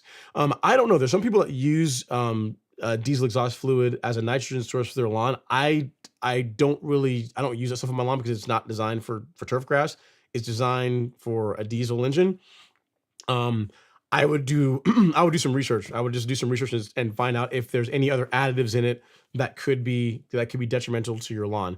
I would highly encourage you to get a fertilizer that is designed for use on turf grass. I mean, we sell a lot of them on the Golf Course Lawn Store. You can also find, you might be able to find some locally. If you got like a garden supply store nearby you, you can go out and you can find a liquid fertilizer that you can spray that is designed for use on turf grass. Another reason why too is that if you think about it, like diesel exhaust fluid, from what I understand, is only nitrogen, right? Whereas if you go out and you get like a good liquid fertilizer, you're going to have nitrogen. You'll maybe have some potassium in it. You can have some micronutrient in it. It's a formulation that is designed for turf grass. So I would use that versus using something like that on my lawn. So is it bad for it? I don't know. I would not use it on my lawn. I wouldn't really recommend that you do it either. I would just say before you do that, go to your local garden store and see if they have like a liquid fertilizer and spray your lawn with that. That is what I would suggest. All right, next up is Demarculus Thompson. He's in the house. He says, greeting Rons and crew. I receive my Miramichi tea. Have a great chat tonight. I have to catch the replay. Thanks so much, Demarculus. Glad to hear that the swag made it to you. Good stuff. Wearing in good health. Represent for the crew. Next up, we got Happy Fuller. Happy Fuller says, Ron, I got a little too excited. I forgot to mix my biospectrum with water before adding it to the tank. Can you speak to what the water activation does? Exactly what you just said. So whenever you introduce water in when you mix water with the biospectrum, it activates the microbes, the microbial food that's in that product, which is part of the reason why when I asked what's his name, Webb, their COO, and also one of their formulators about biospectrum, if you can leave it sitting in the tank for like a few days, they said no. Really, what you want to do is get it suspended in water, spray it, and then go on. You don't want to mix a bunch of it up and have it just sitting in the tank for days, weeks on end. So kind of what you said, it's activated by water. So yeah, I mean, I'm not sure what you really messed up because you said you forgot to mix. So okay, so what you did is you just added it. I got you. So you added biospectrum directly to your sprayer tank without like getting it suspended first. Yeah, I mean the thing with doing that is if you did a really good job shaking it afterwards, you're probably okay. But what you can find is if you don't get it suspended like in an intermediate mix, you can have some settling issues where it will settle to the bottom of the tank, which you don't want. So no harm, no foul. You're not going to hurt anything. But going forward, I would have one of these. Get like a cup like this, a measuring cup like this. Doesn't really matter. 20 ounces of water. So just put some water in there. Add your scoop of biospectrum. Get it suspended, and then pour this slurry, right? This is suspension of water and biospectrum into the tank, and then that's going to mix even easier with the existing products that are in your tank, and off you go. So if you did it one time, not going to hurt anything. I really wouldn't sweat it too much, but I wouldn't do it that way as a matter of practice. Like you want to get it suspended in water first, and then add it to the tank. It mixes better that way versus doing it the way that you did it. So hope that helps. Next up is John Smith. He says, John Smith. Now, John, do you get like a lot of, I mean, John, a lot of people when they give out names, say, oh, my name is John Smith. Do you get like a lot of grief with like your name actually being John Smith? Like it's a pretty, fairly common name. I always wonder that. He says, I just received my shipment of Stress 12024 fertilizer and Nutrizolve liquid soil micronutrient based on my soil test and your recommendation. It's going down this weekend. Thanks. I like it. Have fun. Sounds like a good way to pass a Saturday. Putting out some fertilizer, spraying some micronutrient. Sounds like good times to me.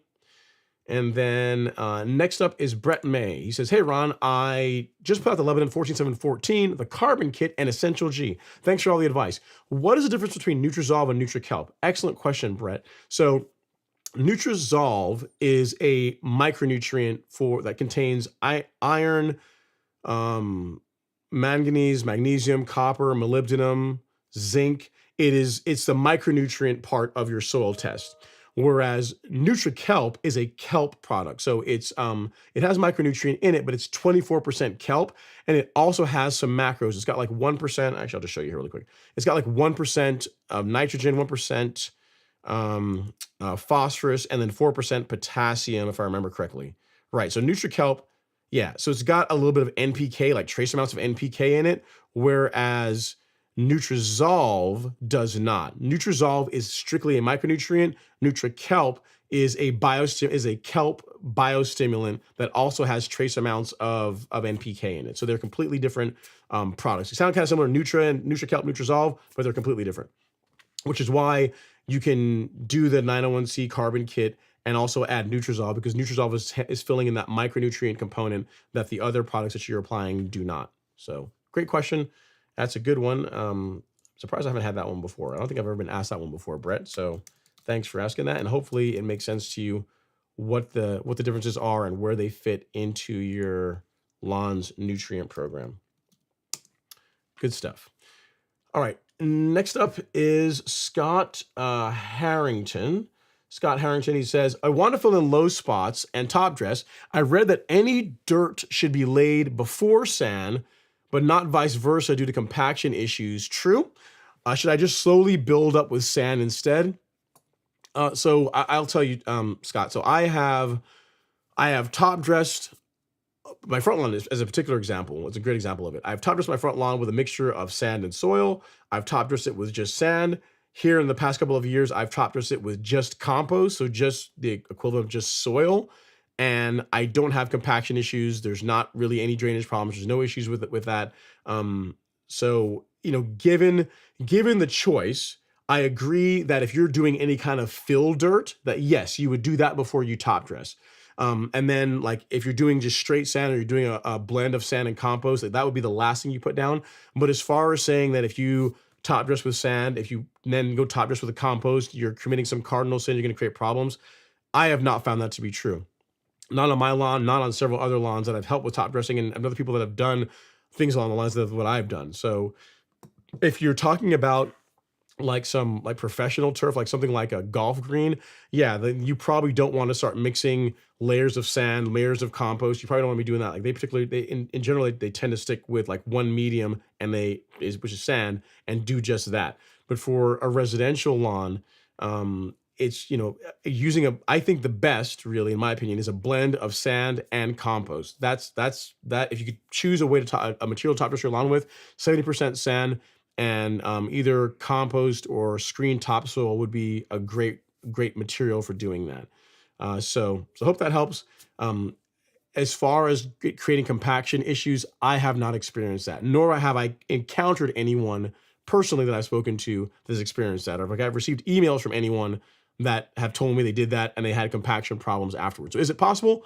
Possibly, but I've not experienced it. I've not really personally come across anyone that has experienced that. So what I would say is if you've got like really bad spots in your lawn and you want to do fill dirt to bring those up a little bit, and then you want to top dress on top of that, that would be fine. That makes sense to me. Like I would not go out and put down like a sand top dressing and then go put fill dirt on top of that to fill in the really low spots. Like to me, you're kind of working backwards. Like I would do fill dirt in the areas that are really low and that really need to be built up, and then a nice top dress with a blend of sand and soil, and off you go. That's what I would recommend, and I think produces a great result. All right, next up is Mark Luna. He says, question, I'm having, I think, a gnat problem in mulch beds around the lawn. Will the Miramichi pest control help with that? I don't think I saw gnats on the label. I think it does control gnats. I'm not sure if it's on the label, but I spoke to them and they said it does. It does help for it does control gnats, because there's other insects. There are a lot of other insects that this product does control that are not on the label. Gnats, because I've been asked this before, Mark, and you are right, it's not on here, but gnats, you will, if you have this product, and you will get control against gnats with it. So yes, is what if you're asking me. But yeah, there are other ones on there. I get questions all the time about that, and I asked Mary, she said, "Will this work?" And they asked her formulator, and they say, "Yeah, it'll work. You may have to spray it at higher rates, but yes, it'll control those as well too." So gnats is one that I have asked them, and they have confirmed that yeah, you'll get control with that product against gnats. And as far as your mulch beds, yeah, and the nice thing about that too is you can spray that all throughout your mulch beds. So if you have like flowers or plants or things like that in there and you're using like a fogger, there's no issue. You can spray all those with it. It's not gonna damage, not gonna cause any kind of problem or anything along those lines. Like if you look in the video that I did on that product a few years back, I sprayed like gutters, I sprayed like shrubs. Like Alex had a tree in his yard. It's like a weeping tree, like the leaf. I don't know what you should call it. It's like I call it the weeping tree. It looks like it's crying. The white flies were just absolutely eating it up. And we went over with the fogger and hit it with that. And they just all like, oh, we're out of here. We're done. So yeah, it's a great product. You can feel free to spray your mulch beds without any real adverse effects. So hope that helps. Javier is up next. He says, I'm in Arizona, Bermuda starting to come out of, I guess, your dormancy. Should I aerate first, lay fertilizer first, and what kind of fertilizer should I use? Okay, so if you are saying, hey, my lawn is not coming out of dormancy, I want to aerate it, start the season out, and then fertilize, the order that I would do things in, that I would aerate before applying fertilizer. Because when you aerate, you are, coration anyway, you're opening up the soil, you're relieving compaction. When you fertilize after that, you're fast tracking that fertilizer into the soil. So it makes sense that after you've gone and knocked a bunch of holes in the soil to fertilize on top of that, because it's just going to get in the soil faster and begin working sooner. As far as what fertilizer you should use, the best way to answer that is with a soil test. You know what I mean? Because I don't know whether or not your soil is deficient in phosphorus, if it's deficient in potassium. I don't know what the nutrient makeup is. One of these are literally the best $30 that you'll spend in your lawn care program, because you'll have the answers to this question, like which fertilizer is the best. Like I can tell you what I use on my lawn. I'll show you. I use Humic Max. It's a great fertilizer because it's a combination of N and K, so nitrogen and potassium, but it also has humic acid in it. So it's almost like a biostimulant and fertilizer in one product, but it doesn't have phosphorus. So in your case, let's say that your soil needs, like you're deficient, like you need phosphorus. Like this, the Complete 14-7-14 would be a better option. The only way we're going to know that is with one of these. Right? So I'd highly recommend, as far as part of what you're doing, like you're getting out there, you're about to get ready to aerate and fertilize, your lawn's about to come out of dormancy. The first thing I would say is go order a soil test kit. Get that done. If you get your soil test kit, say tomorrow, if it showed up tomorrow and you did the soil test tomorrow and mailed it out tomorrow, within a week, within 6 days or so, you're going to receive an email with your results. So it doesn't take very long once you mail it out to the time you actually get the analysis back, and it will tell you, hey, based on what you've got going on in your soil, these are the products that would be recommended to help address those deficiencies. So I show you the fertilizer, but more importantly, I'm going to give you a link to where you can find the soil. Actually, the one that I would just tell you to start with, because this is going to have the probe tool, which is going to have everything you need. So this is the one that I would go with, Javier. So if you need anything else, let me know. But that's what I would use. Good stuff though, man. I like it. You're planning on aerating, planning on feeding, and once we get your soil test results, you'll be able to answer the question of which fertilizer is the correct one for my soil, for my lawn. Tom Hoffenkamp is in the house. He says, happy Friday, y'all. Stripe action is in full swing here. Chilly, but still making progress. Now, here's the thing, Tom. You said stripe action is in full effect. Without pictures, how do we really know? I mean, we'll take your word for it. I mean, you've never lied to us. You've never told us anything that, you never stretched the truth, but, pictures would make it a lot easier to know that stripe action is in full effect, but, we'll take it. He said, greens mowers will stripe anything. That is true. I have a question, but I cannot remember what it is. Okay. Well, anyway, I'm glad you're here, and I'm glad that the stripe action is in full effect and that are having a good time. But yeah, if you get a chance, send us a picture of the lawn, even if it's for next week. We'll give you another week, so it'll be even further ahead, so you can show us the domination that you're laying down in the neighborhood. Let's see. And then NMS Otter says, hey, Ron, easy math on how much fertilizer. Divide the nitrogen number into 100. The answer is the pounds per 1,000 square feet. So to get 1 pound of nitrogen. Okay. Cool, NMS Otter. Appreciate that. And 2 Trilla says, Do you ever alternate your mowing pattern up front? The reason I asked is because my yard was showing some issues last year. I can't say if it is steep as yours, but I like your opinion on a slope. Yes, I do alter it. I mow it 2 different ways. So I will, well, actually, it's not true. I mow it 3 ways. The only way I don't mow it is, let's say this. We'll go here. I'll show you. If this is my slope, I mow it. If this is my slope, I mow it diagonally like this. I mow it diagonally like this, and then I'll mow it across. So but the thing is, if I ever mow it across, that's always a double cut day. So if I do it like this, I'll always do a cleanup cut afterwards where I mow like this. The only way I don't mow the lawn is straight up and down for a couple of reasons. One, the mower tends to try and run away, and the cut isn't as good. And you might be able to make it out here. If I show you in the video, you might be able to make out, okay, so you can see how the stripes are like, they're like, we're in line with us now, how I'm mowing diagonally there. You can kind of see the diagonal stripes. If you look really closely, you can also see the lengthwise stripes. And I didn't turn the camera to the left, or you would have seen the stripes that are perpendicular to these diagonal stripes. So because the last time I mowed the lawn, the last time I mowed it, so right now, if I would have panned the camera to the left, you would have seen that it creates like almost like a diamond pattern, because I mowed low on the right and the high on the left. So low right, high left, if you're looking at it from the street, is probably the best way of describing it. But yes, I do alter the mowing pattern on the front. The only way, again, I don't mow is up and straight down. I never do that. I go across, this way, and this way. So there's 3 different ways that I will mow the slope, and it's a good thing to do, because to your point, you will get wear. If you mow it the same way every time, you will start getting wear issues. You'll get cutting issues. It's not gonna do as well. So you want to vary that mowing pattern. Kind of like what I do with the back lawn. I vary the mowing pattern on the back lawn. I mow it either lengthwise or away to and from the house. So front lawn is the same thing. And if you mow diagonally, it's not that bad. I think that personally, to Trilla, diagonal mowing on a slope produces the best cut, because the weight of the mower is more evenly distributed than if you mow, for example, even if you mow like lengthwise, you can see it lengthwise, what you'll find is if you mow lengthwise, the side of the mower that is lower, it's going to cut a little bit lower on the side that is lower on the slope than the side that is higher on the slope.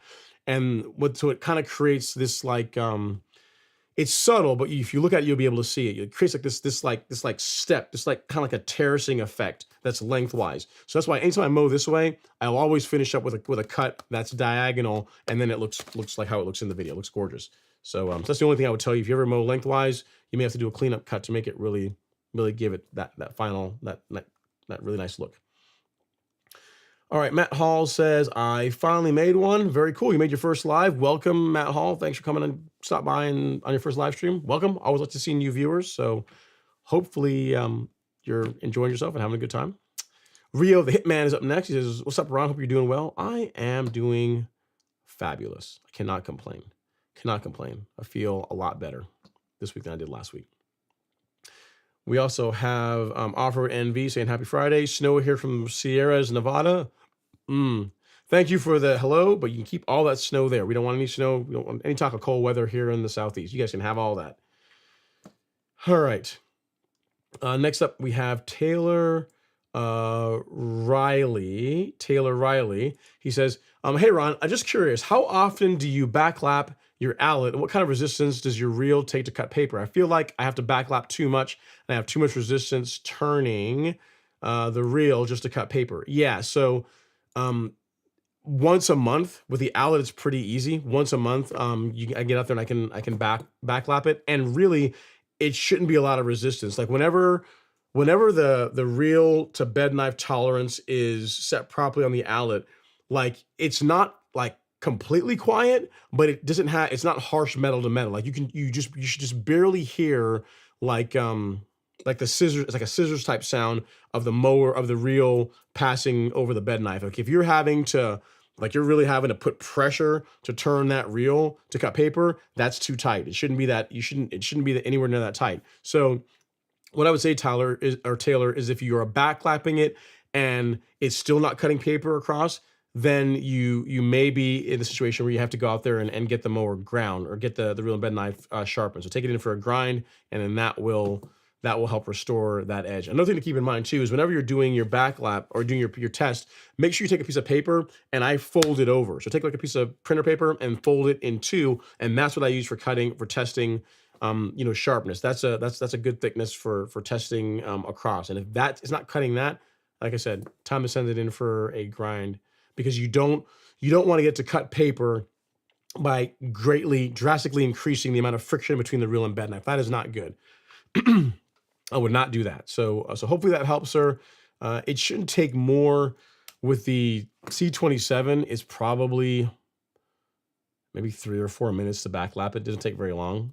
So you shouldn't be spending a whole lot of time backlapping it. And when you're done, it should cut paper again across the entire mower. If it doesn't do that, time to send it in for a sharpening. The solution is not to crank down on the tolerance between the reel and bed knife. You're just going to end up damaging, you're going to cause wear and eventually damage by doing that. So I would not recommend that.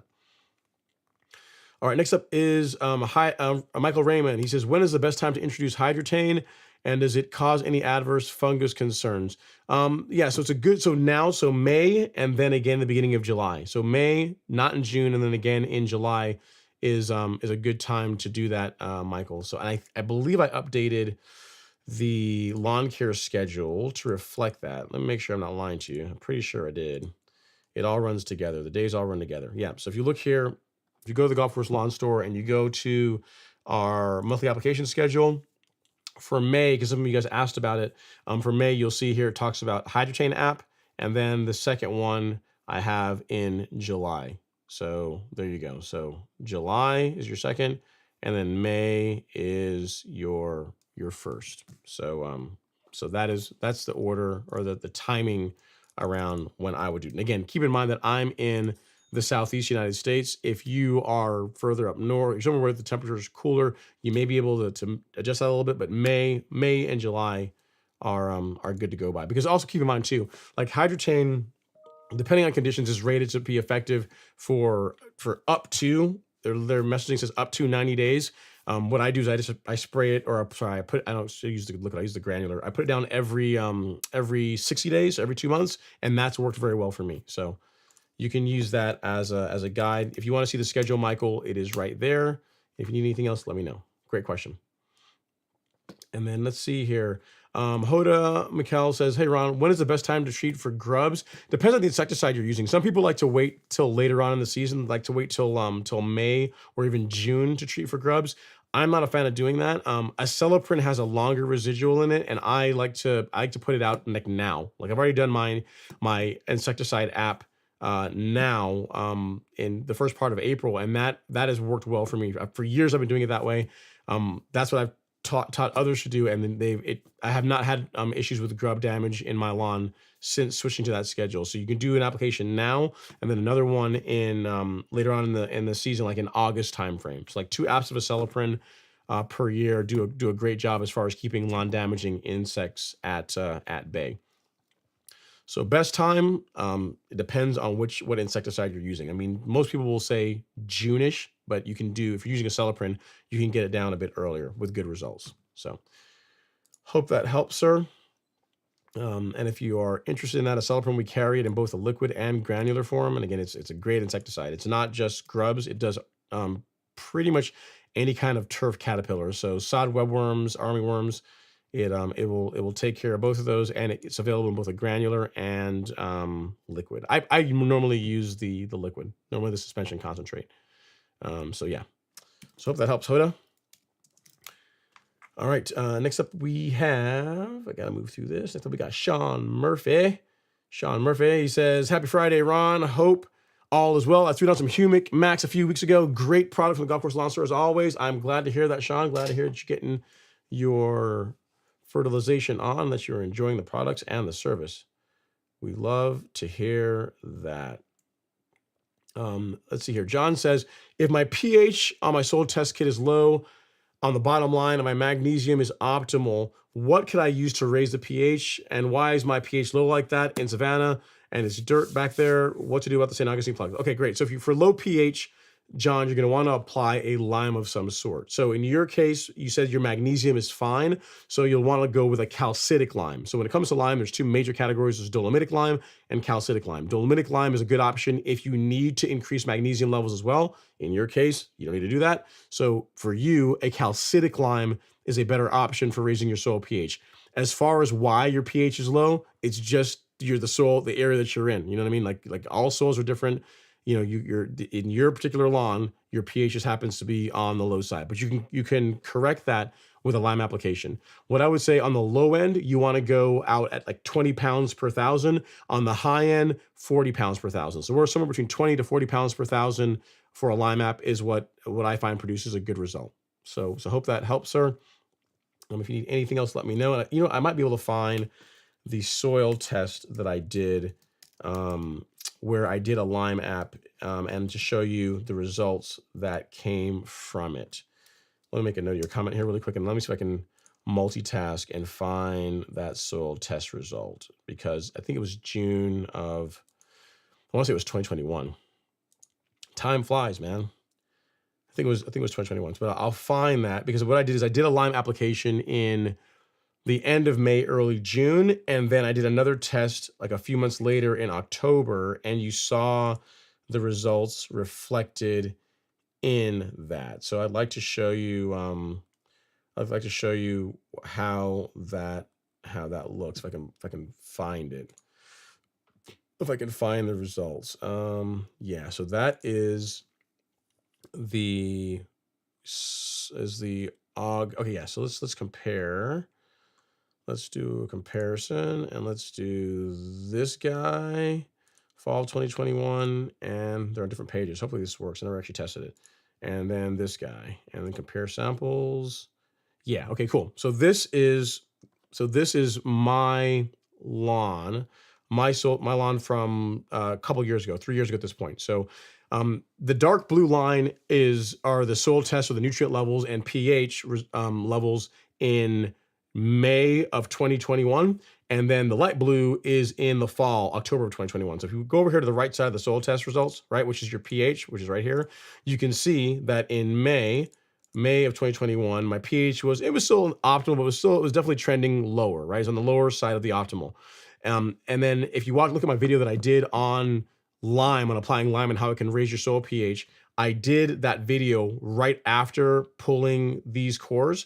And then I did a test a few months later, 4 months later, and you can see the results reflected here. So you can see between May, late May, so really June, because the end of May, from June to October, you can see the difference in pH, that being reflected in the soil test results from, I want to say that I did an application at 30, I think it was 30 pounds per thousand is what I did. I believe that's right. I have to look at the video, but if I can find it here really quickly, John, I'll link it here in the chat for you. Yep, I found it, because I don't have that many videos online. This is a video that I did back then that talks about that. So yeah, if you want a video that shows like what I did and how I applied it and all this jazz, it's really not hard. This is the one that you can take a look at. And again, you saw it for yourself. The soil test results show the movement in soil pH after the lime application. Lime application video. There we go. All right. Next up, we have Daniel Tomas Enriquez. It's a cool name. I like it. He says, I got some patchy spots in my lawn. Do I buy Bermuda grass squares and just lay them in those areas, or is a recommended method? Thank you. Yeah, so what I would say, Daniel, is if you want to ensure that your existing, that the areas where you have the, if you want to have the areas where you have the bare spots, once grass grows in there, match the existing lawn, the best way to go is to transfer plugs from your existing lawn into those areas that are a little bit patchy. Because if you go out, let's say your lawn is 419, right? Because most lawns that get sod installed in neighborhoods, if you have Bermuda, a lot of times it's Tifway 419. And unless it's like a certified Tifway 419, you can't, like from sod farm to sod farm, all Tifway 419s are not made equally, not created equally. So you could have like like the sod that came with your house, and you could go down the street and pick up some 419 that's supposed to be 419, it's supposed to match, and you'll put that in, and then it will not match. The color will be off, the growth will be off, it'll look weird. So if you want to be sure that it's absolutely going to match, you get like a tool called a pro plugger, which allows you to take plugs from the parts of your lawn that are doing very well and transfer those to the areas that are patchy. And when those grow in, then you know that your entire lawn is going to match because it's all from the same like stand of grass, right? It's all the same grass. So the negative to doing it that way is a bit slower because you have to wait for those plugs to grow in and then begin spreading. But it's a way to guarantee that when you're done, the lawn all looks the same. So that's what I would try and push you towards.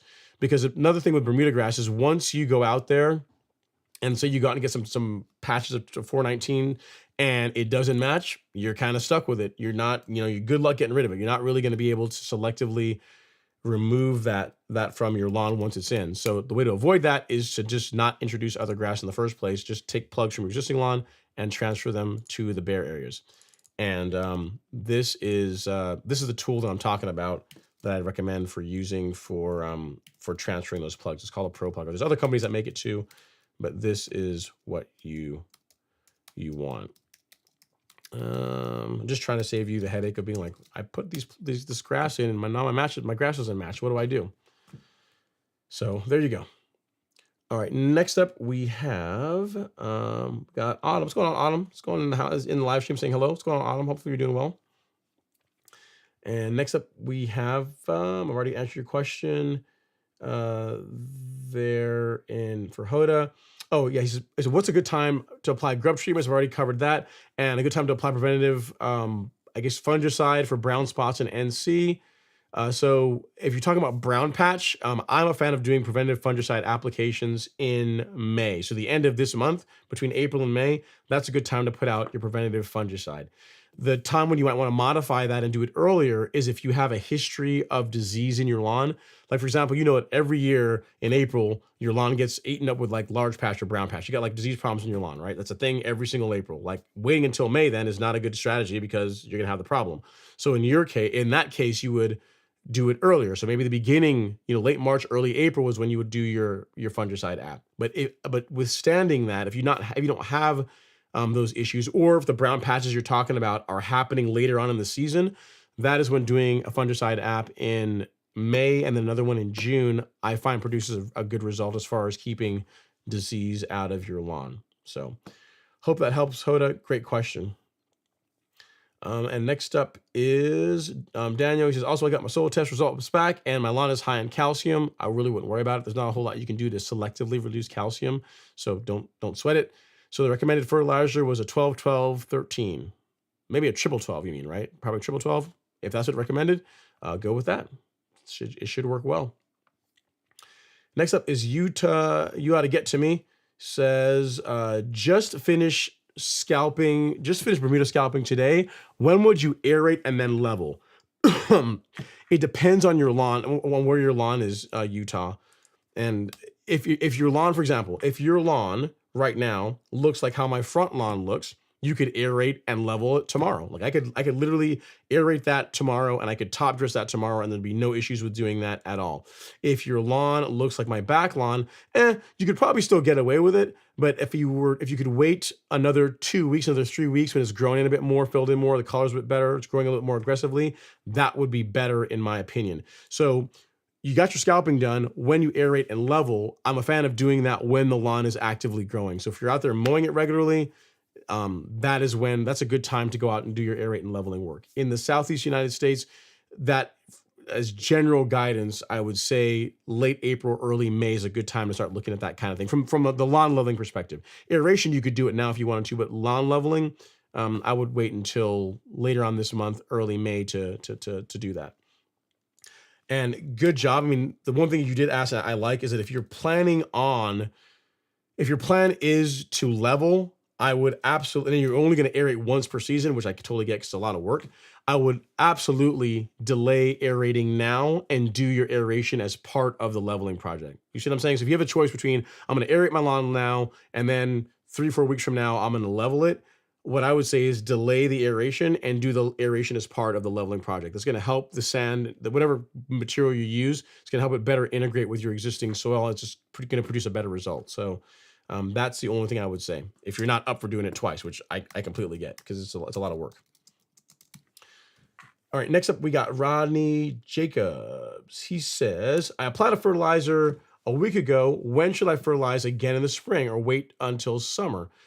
It depends on the fertilizer and depends on what you're trying to accomplish. If you're doing what I do, which is a spoon feeding approach to taking care of the lawn, I do a granular fertilizer once per month, typically at the beginning of the month, and I do a liquid fertilizer spray at low rates twice per month. So for example, last weekend, I put down Humic Max, which is a granular fertilizer, and I also sprayed the 901C carbon kit at low rates.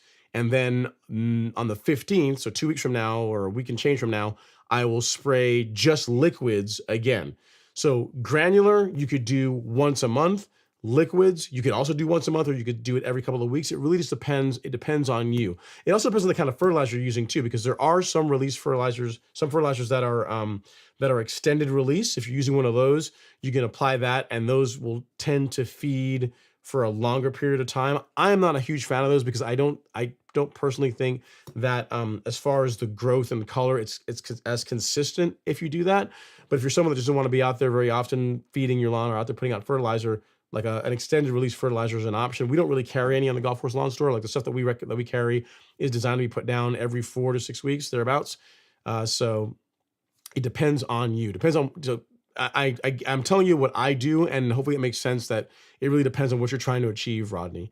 Once per month with a granular at low rates, which is what I do, I find produces excellent results. Like if you look at if you like the way my lawn looks, if you like how how that lawn looks, that's how I'm doing it. Like I mow it a lot, and then it gets a granular fertilizer at low rates once per month, and it gets liquids twice per month. And if you like the way the back lawn looks, even though the back lawn is flagging behind, it gets a granular fertilizer once per month, and it gets sprayed with liquids at low rates twice per month. So if you like that look and you got the time to do it, that is what I would recommend doing. All right, next up we have the Observer says, is it possible to damage Bermuda if I accidentally apply double the amount of negate and certainty herbicide? Yeah, absolutely. If you did double the amount of a herbicide, yeah, you absolutely can cause damage. And if you did negate and certainty, I mean, I would have done one or the other because they both tend to target similar weeds. Like negate, I guess you're using it this time of year for Poa annua. So really, there's not a whole lot of reason to do negate and certainty. But if you did both of them at the same time and you did double the rate, I mean, Bermuda's pretty resilient. Is it possible you're going to cause some damage? Possibly, but if your question is, did I kill my lawn? Is it going to bounce back? The answer is likely no. Like you likely didn't do any permanent damage to it, but you are likely to see some discoloration, maybe some stunting as far as how quickly the lawn grows in because you did double the rates.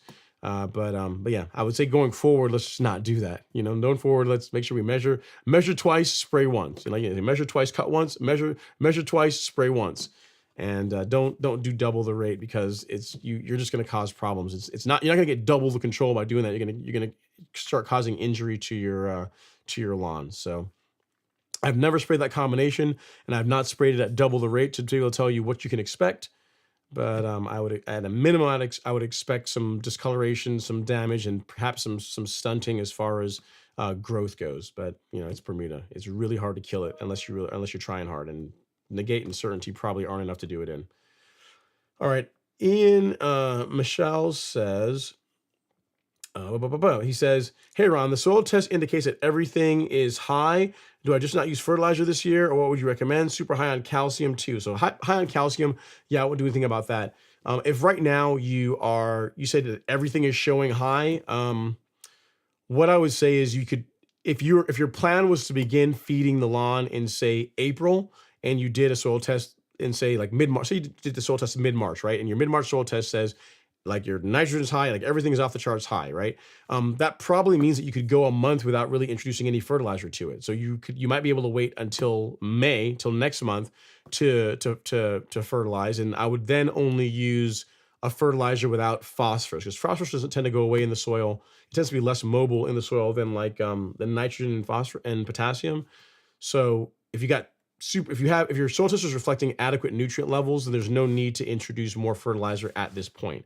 But the thing you have to keep in mind is if you did that soil test in February or in March, the lawn isn't actively growing then, meaning the grass's nutrient demands are not anything like what they're going to be a month from now. You see what I'm saying? If that makes sense. So if you did the soil test, you pull cores, you didn't say when you did it, but if you pull cores like in February or early March and it shows everything is high, it's not going to stay that way outside of maybe the calcium and the phosphorus throughout the entire season. Like it's eventually going to begin trending down as the grass begins using it up. So if you want to wait a month or so before fertilizing or begin your fertilizing program, that would be fine. But I would not take that to mean that you can go the entire season without fertilizing the lawn. I think that would be a mistake.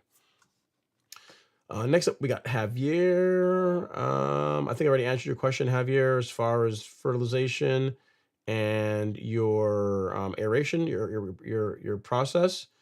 Next up, we got Spencer. Spencer, I haven't seen you in a while, man. Glad to see you're still around. Hopefully you're doing well. I just got my first Humic Max back to try out. Also waiting for my soil test kit to put together my game plan for the rest of the year. Thanks, Ron. Okay. So you got the fertilizer, but you're still waiting for this. So you're gonna start with Humic Max no matter what, and then you're gonna get a soil test done 4 weeks or so after that, and then tweak from there. I got you. All right. Most people do like the soil test and then the fertilizer, but I get it. No worries. I like it. I like the fact at least you're getting your soil test done, which is the important thing.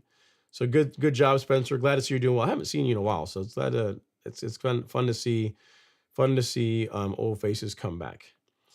Let's see. Next up, we got Gary Kellett Jr. He says, Ron, can you use the Miramichi pest control on cool season grass? You can, Gary. You can use it on all grass types. So what you're talking about is this, the non-toxic pest control from Miramichi Green. It's safe for all grass types. It should say that. It should. I don't actually don't. Actually, I'll add that. I'll have to get that added. But yeah, as far as we don't even list grass types because it can be used on all of them. To answer your question, yes. You can use it on cool season grass, warm season grass, and I'll make sure that the product description gets updated to reflect that. Safe for use on all grass types. No concern there at all, Gary. Next up is John Williams. He says, my sulfur is low. Do you know why and how I can increase it? So why it's low? It's low because it's low. Because in your particular soil, there's just a sulfur deficiency.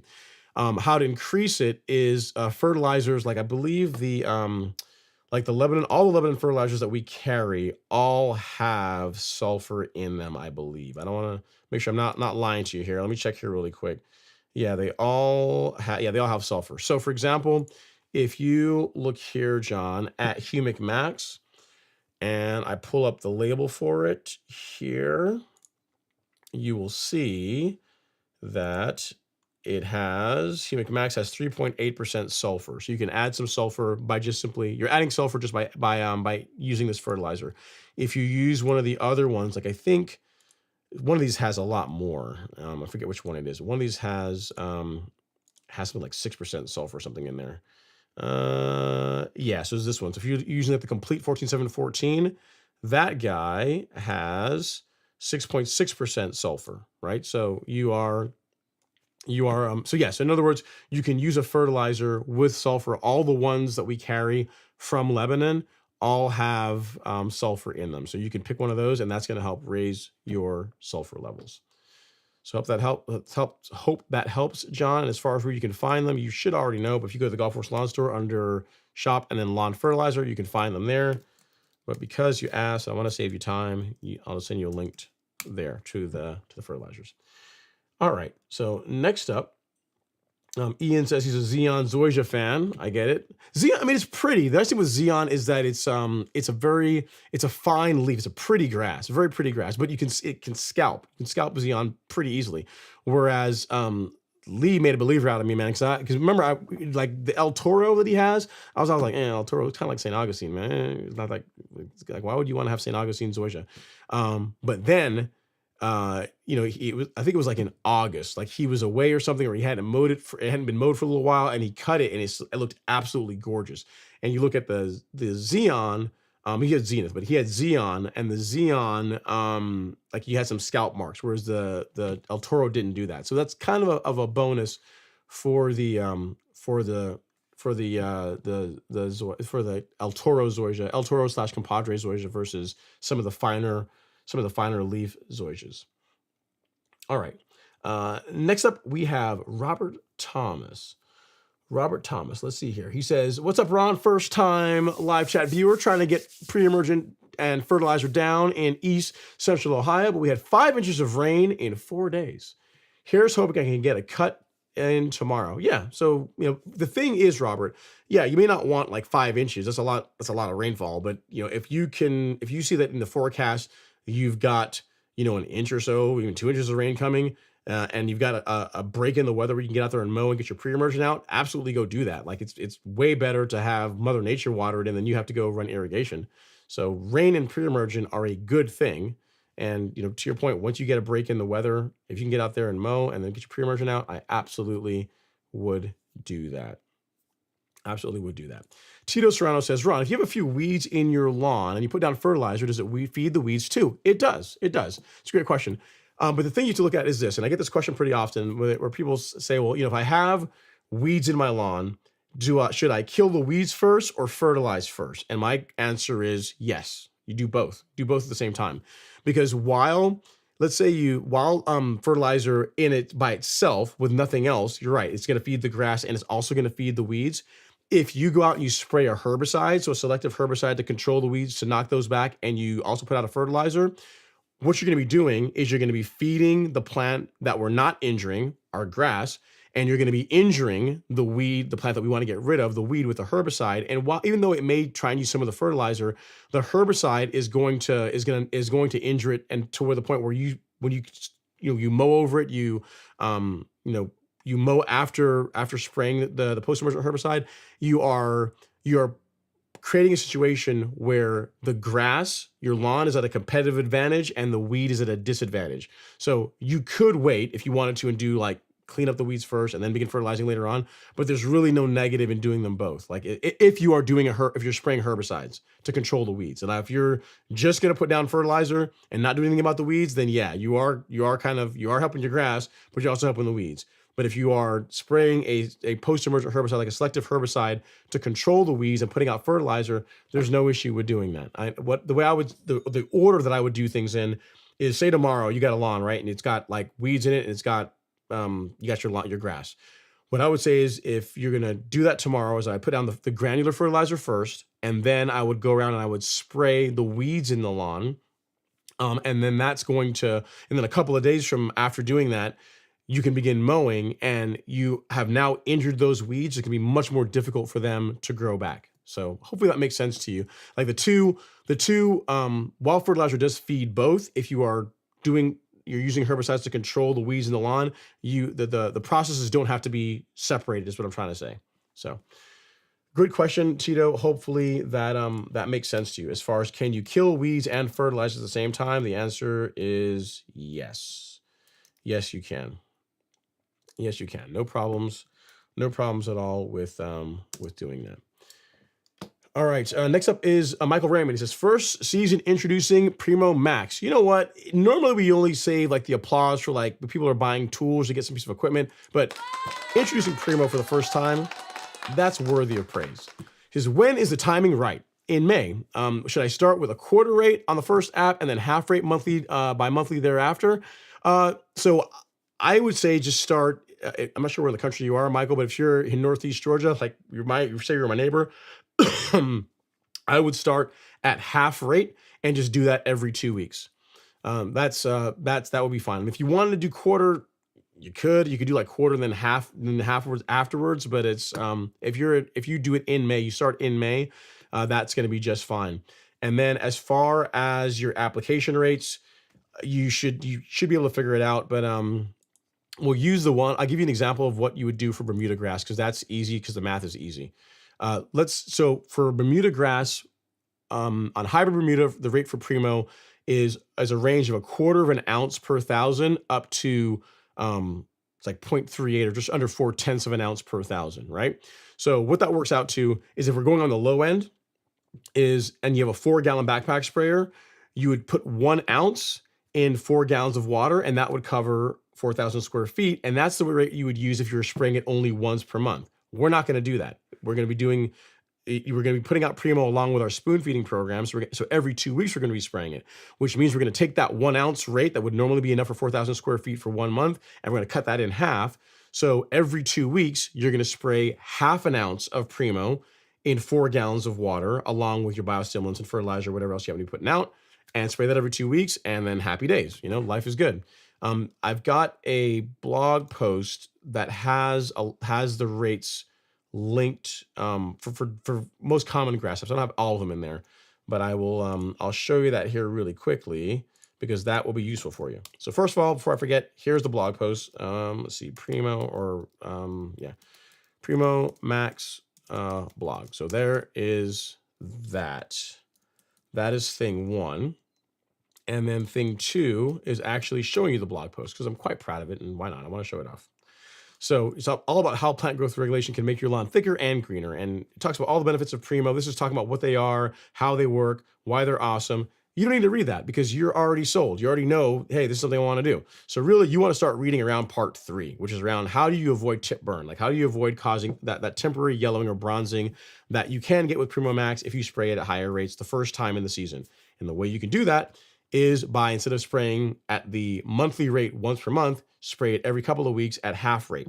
So this talks about how you can do that. And then to make it easier for you guys, I also listed the half rates for common grass types.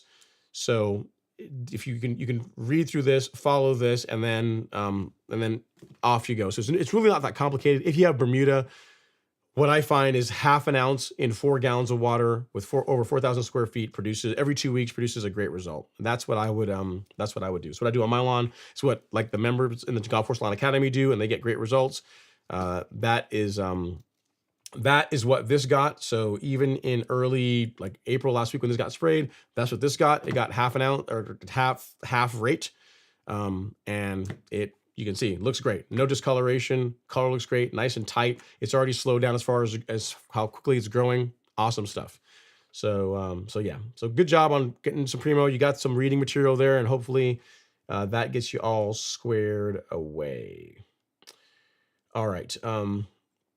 Next up, we have Brian Hall. He says, interesting. He says, hi, Ron. Sorry for the short question earlier. I live in Michigan. I have St. Augustine grass. How did that happen? That's an odd. Those two. That math is a math, really. Why would you plant St. Augustine in Michigan? But I guess whatever. He says, I was not the one who planted it. LOL. So disclaimer comes out. I was not the one that did it. I didn't put it down. Not on me. What is a good consistent soil temp for that type of grass piece? I mean, warmer than it gets in Michigan. What you're going to find is your lawn is going to take longer to really begin taking off, and it's going to go dormant sooner than the lawns around there. I don't know that I would, unless you really are in love with it, man. I don't even know that I would keep St. Augustine in Michigan. I would go to something that's more appropriate for that area, like ryegrass, Kentucky bluegrass, or fescue. I mean, fescue looks kind of like St. Augustine. I mean, that would be a better fit for Michigan, in my opinion, than St. Augustine, because like the what soil temp, like what is a good consistent soil temp doesn't really matter, because that's not something we have that we can control. You know what I mean? If you're asking me like how much water to put on it, that's a good question, because it's something that we have control over that. Like the weather dictates what the soil temperatures are going to be, and what you're probably going to find is, whereas like St. Augustine in Florida is living its best life this time of year, it's looking awesome. And even if you had it in Florida, or in Georgia, it'd also be doing really good. What you're going to find is that in Michigan, it may not be, I haven't seen a picture of it, but it may not be until like next month that it really begins taking off.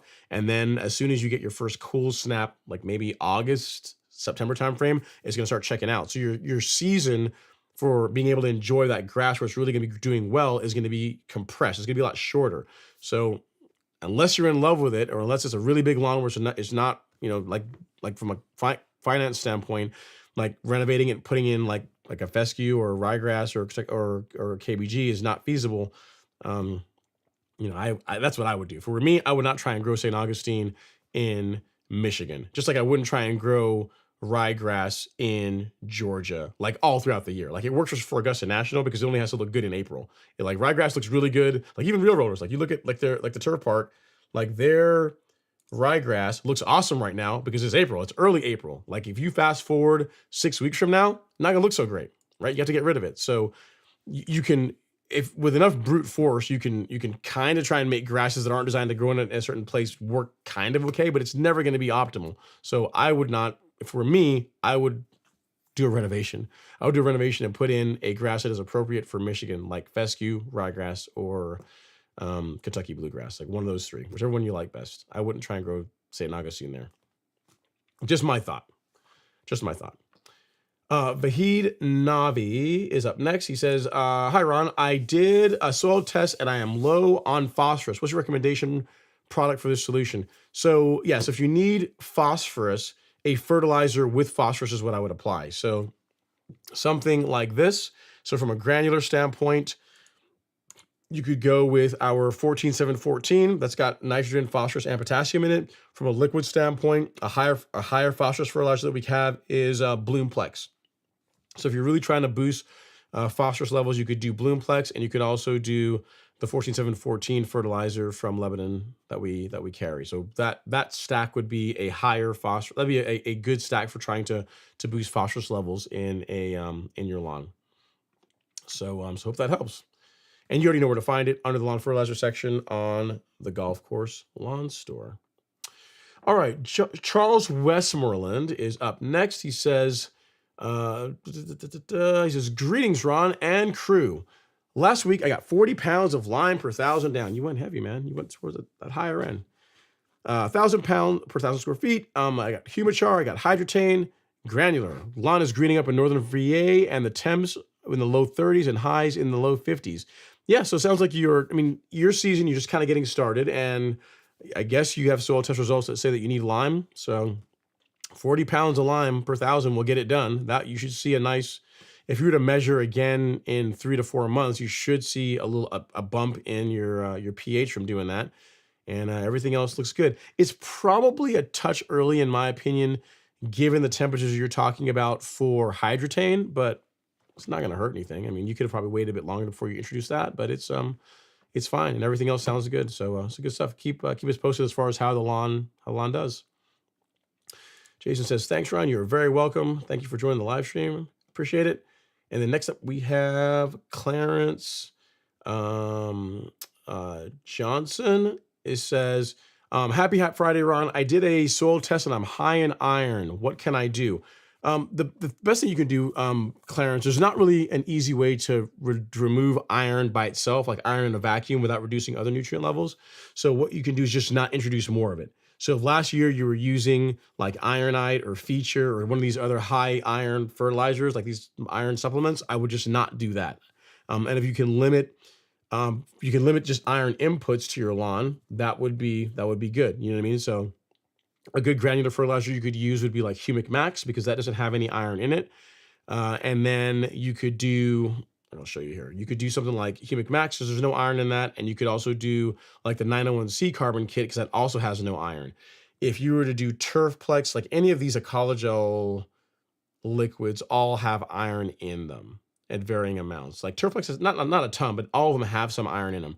Whereas the carbon kit doesn't, and then Humic Max doesn't. So if you don't want to add more iron, this combination, Humic Max or the 901C carbon kit, that would be what I would use as far as feeding your lawn to not further increase iron levels. And as far as where you can find that, you can you can get it at the lawn fertilizer section under the Golf Course Lawn Store. So just linked you in the chat. You can pick it up there.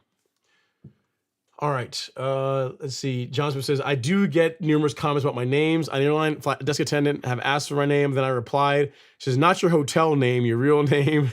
May I see 2 forms of ID, please? LOL. Yeah, that's what I'm saying. 'Cause, I mean, what's your name? John Smith. Okay, all right. One of these guys. Yeah, so I get it. But it's I figure you'd get the, you'd get extra screening when you try and go forward with that name.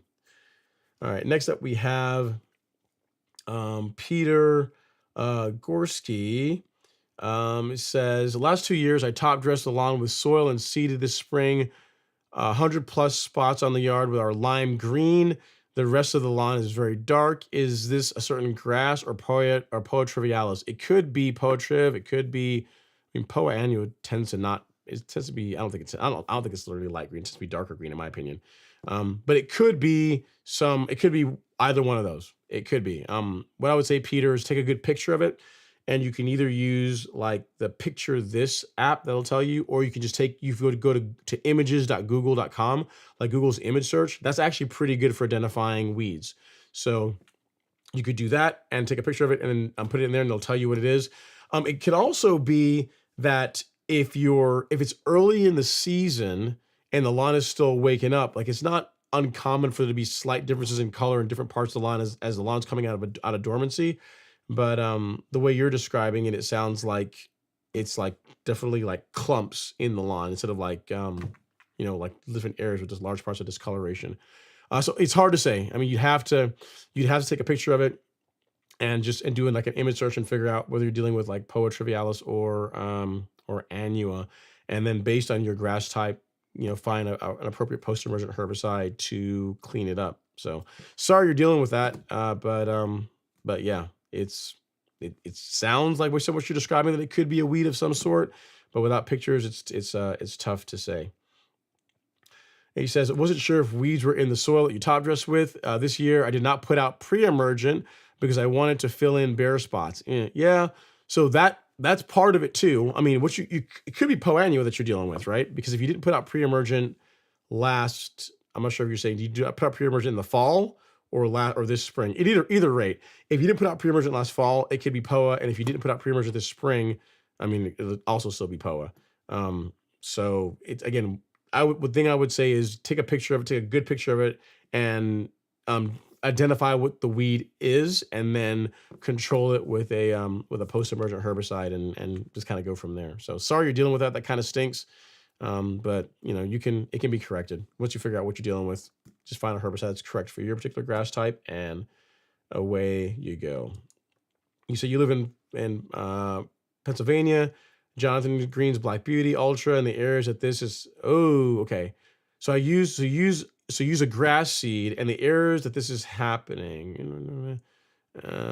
Yeah, so it might be just a different grass type. So if you're using like a blend, and that blend is one you didn't do, maybe you perhaps do I don't say a good job, but your overseed wasn't even to where you had some areas that it's growing in and other areas that it didn't. Like that could be the grass seed. It very well could be the grass seed that you use, that you're seeing the different colors in the lawn. Yeah, that very well could be it. Because I just read the fact that you overseeded with like a blend is what it sounds like. So what I would say is this: if that's what it is, give it more time because it's still early in the season. As you begin feeding the lawn, you're mowing it, and temperatures warm up a little bit, it might even out. The color might even out a little bit more than it does right now. You know what I mean? Because what you might find is like the grasses that are in that blend that begin growing sooner, you're probably seeing those more now. If you fast forward a month or so from now, when the other cultivars that are in there begin growing in, it might even out the appearance a bit more. So maybe don't, take a picture of it so you can figure out what it is, but don't be so quick to get out there and spray herbicides or anything at this point. Maybe just give it some more time to see if in a month or so, the color evens out a bit more is what I would say. Next up is TP. He says, hey, Ron, here in Illinois, average 5-day soil temps is 45 degrees. I think it's still too early to put out pre-emergent, correct? Also, can I put down any type of fertilizer right now, or is it still too early?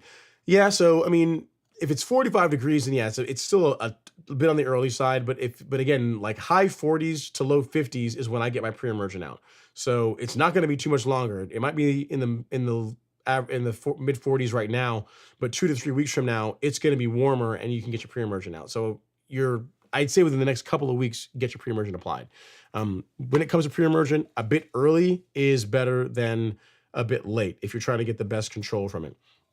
As far as fertilizer goes, if the grass isn't actively growing, if you're not out there regularly mowing it, then you really don't need to feed it. You know what I mean? So if you're not out there mowing the lawn a couple times a week, then you can probably wait on the fertilizer. But again, it's not going to be too much longer. So should you have fertilized at the beginning of April? Probably not. But could you fertilize the end of this month, like the beginning of May?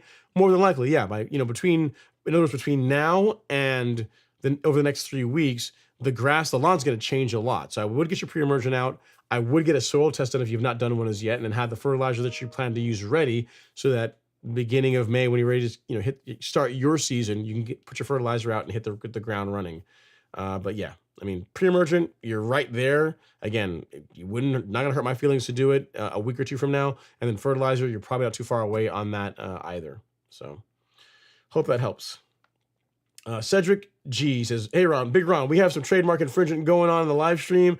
I've been on the Ron Henry train since Moses was a little boy. The original." I told you, I knew it was going to happen, because I know Cedric always says that. I'm the original turfs up, fert down, stripe action forever. You are correct, Cedric. You do own that. You were the first one to say it. I realize other people are appropriating your saying, but take it as a compliment. People like it so much that they want to say it too. Look at it that way. We all know that you started it. You still got that. It's still very much the Cedric saying. We're not gonna, no one has gotten it twisted. We understand. We know where it came from. All right, next up is Joe Cox. He says, "Turf up stripe actions forever." That's the original. That's the OG. Joe Cox says, "Good evening, Ron. Thanks for all the information recommendations. I'm aerating my lawn, and hopefully we'll get the grass growing." Nice. Very cool, Joe. Keep me posted as far as how it does. And then next up, the man with no name is in the live stream, and he says, "Hey, Ron and fellow lawn enthusiasts. I will have to catch this one on replay. I hope everyone is having a great start to the season. It's go time." I'm having a great start. Season's been really good. Lawn's looking good. It's growing in nice. I'm happy. Happy days. Things are doing well. And then next up is Brett May. He says, "Thanks on the info on Nutrizolve and NutriKelp. What are the benefit of kelp on the lawn?" Great, yeah. So kelp is it's a biostimulant, much like the other ingredients that are in Release 901 and Release 901C and Release 0. As far as stress resistance in the grasses, it's helpful. As far as nutrient availability, kelp helps with that. As far as like what people like to call like liquid dethatchers, or like it helping to stimulate microbial activity in the soil, kelp is also useful in that regard. So it's like kelp is very much a biostimulant. Nutrizolve is a fertilizer. So the two are different. You could argue that NutriKelp helps Nutrizolve to work better, or helps a granular fertilizer anyway to work better. So if you have a granular fertilizer that you apply that has micronutrient in it, you could argue that a kelp product or a biostimulant is going to help make those nutrients more available or more readily available to the plant, versus if you did not use a kelp product in your lawn. So they work together. It's not either or, it's both. All right, so next up we got Victor Malpica. He says, "Hey Ron, great content. What product can I use to kill Bermuda grass growing on plant beds without damaging the existing plants and bushes?" That's a tough one. So as far as killing or controlling the Bermuda in plant beds, I can give you a concoction that will do that. However, it's non-selective. So that means that you have to use a piece of cardboard. You have to shield the other plants from the Bermuda grass. So there are two herbicides, one glyphosate, or a lot of people know it as Roundup, but glyphosate and Fusilade 2, that combination is wonderful, devastating against Bermuda grass. But it's also non-selective. So meaning that if you got like roses or other plants in that flower bed that you care about, you can't spray this on them because it'll damage, injure, and or kill them too. So you would use Fusilade 2, this, and you would stack it along with this, with Roundup. This is a glyphosate product. It also has some diaquat in it. So between Roundup and Fusilade, that blend is excellent for controlling Bermuda grass in areas where you don't want it. So like mulch beds, flower beds, as long as you're careful, sidewalks, driveways, excellent combination for doing that. But again, in your case, if you have flowers that you care about, you're gonna want to get a piece of cardboard and like have like a physical barrier between the Bermuda grass and the plants that you don't want to get damaged, because this will do it. So I'll send you links to both products, to the Roundup and also to the Fusilade. but you will want to, again, I can't stress enough, you want to have some kind of physical barrier to prevent damage to your desirable plants, because this combination is non-selective, because Fusilade by itself is okay against Bermuda grass. Roundup by itself is kind of okay against Bermuda grass, but the two of them together it's a really good combination. Really, like it's a one, as far as like a one and done against Bermuda, that's the closest that I've ever come across, as far as like you apply it and then you're pretty much done with Bermuda, at least for that season in that area. So it's really good option, really good blend is what I would say to go with. All right, next up, did I miss somebody? Where am I? Okay, next we got Terrence Ponchak. He says, "Hey Ron, turf reptile fescue. I am new to post-emergent." He's in St. Louis area. He says, "I plan to mix tenacity with speed zone. Should I spot spray where I see the weeds, or should I broadcast spray the entire lawn? Thanks for all you do." I would spot spray. Tenacity, I mean, broadcast sprays of tenacity, not necessarily the best idea unless you're willing to tolerate like some temporary discoloration across the entire lawn, you know? So really you'd want to spot spray with that blend. I really would avoid broadcast spraying it, again, unless you got a lawn that's just completely covered in weeds, in which case, you know, the only thing that's really white in the lawn for after spraying tenacity are the weeds. But to answer your question, a spot spray is the way that I would go. I would not broadcast spray, because it doesn't sound like it's really necessary. It sounds like you've got like a fescue lawn, you just got a few weeds and a few spots here and there. So just spot spray though with that combination, and you'll be good to go. So hope that helps, Terrence. I appreciate the question. If you need anything else, don't hesitate to reach out. But yeah. Yeah, I wouldn't. I mean, a broadcast spray of tenacity, I think the label even recommends against that, because even though tenacity is labeled for use on cool season grass, it's a great herbicide. It's really good for what it's designed to do. You will get some temporary discoloration of your lawn, and most people don't want that. So that's why a spot spray is a better way to go. All right, next up we have Dan Lynch. Dan Lynch.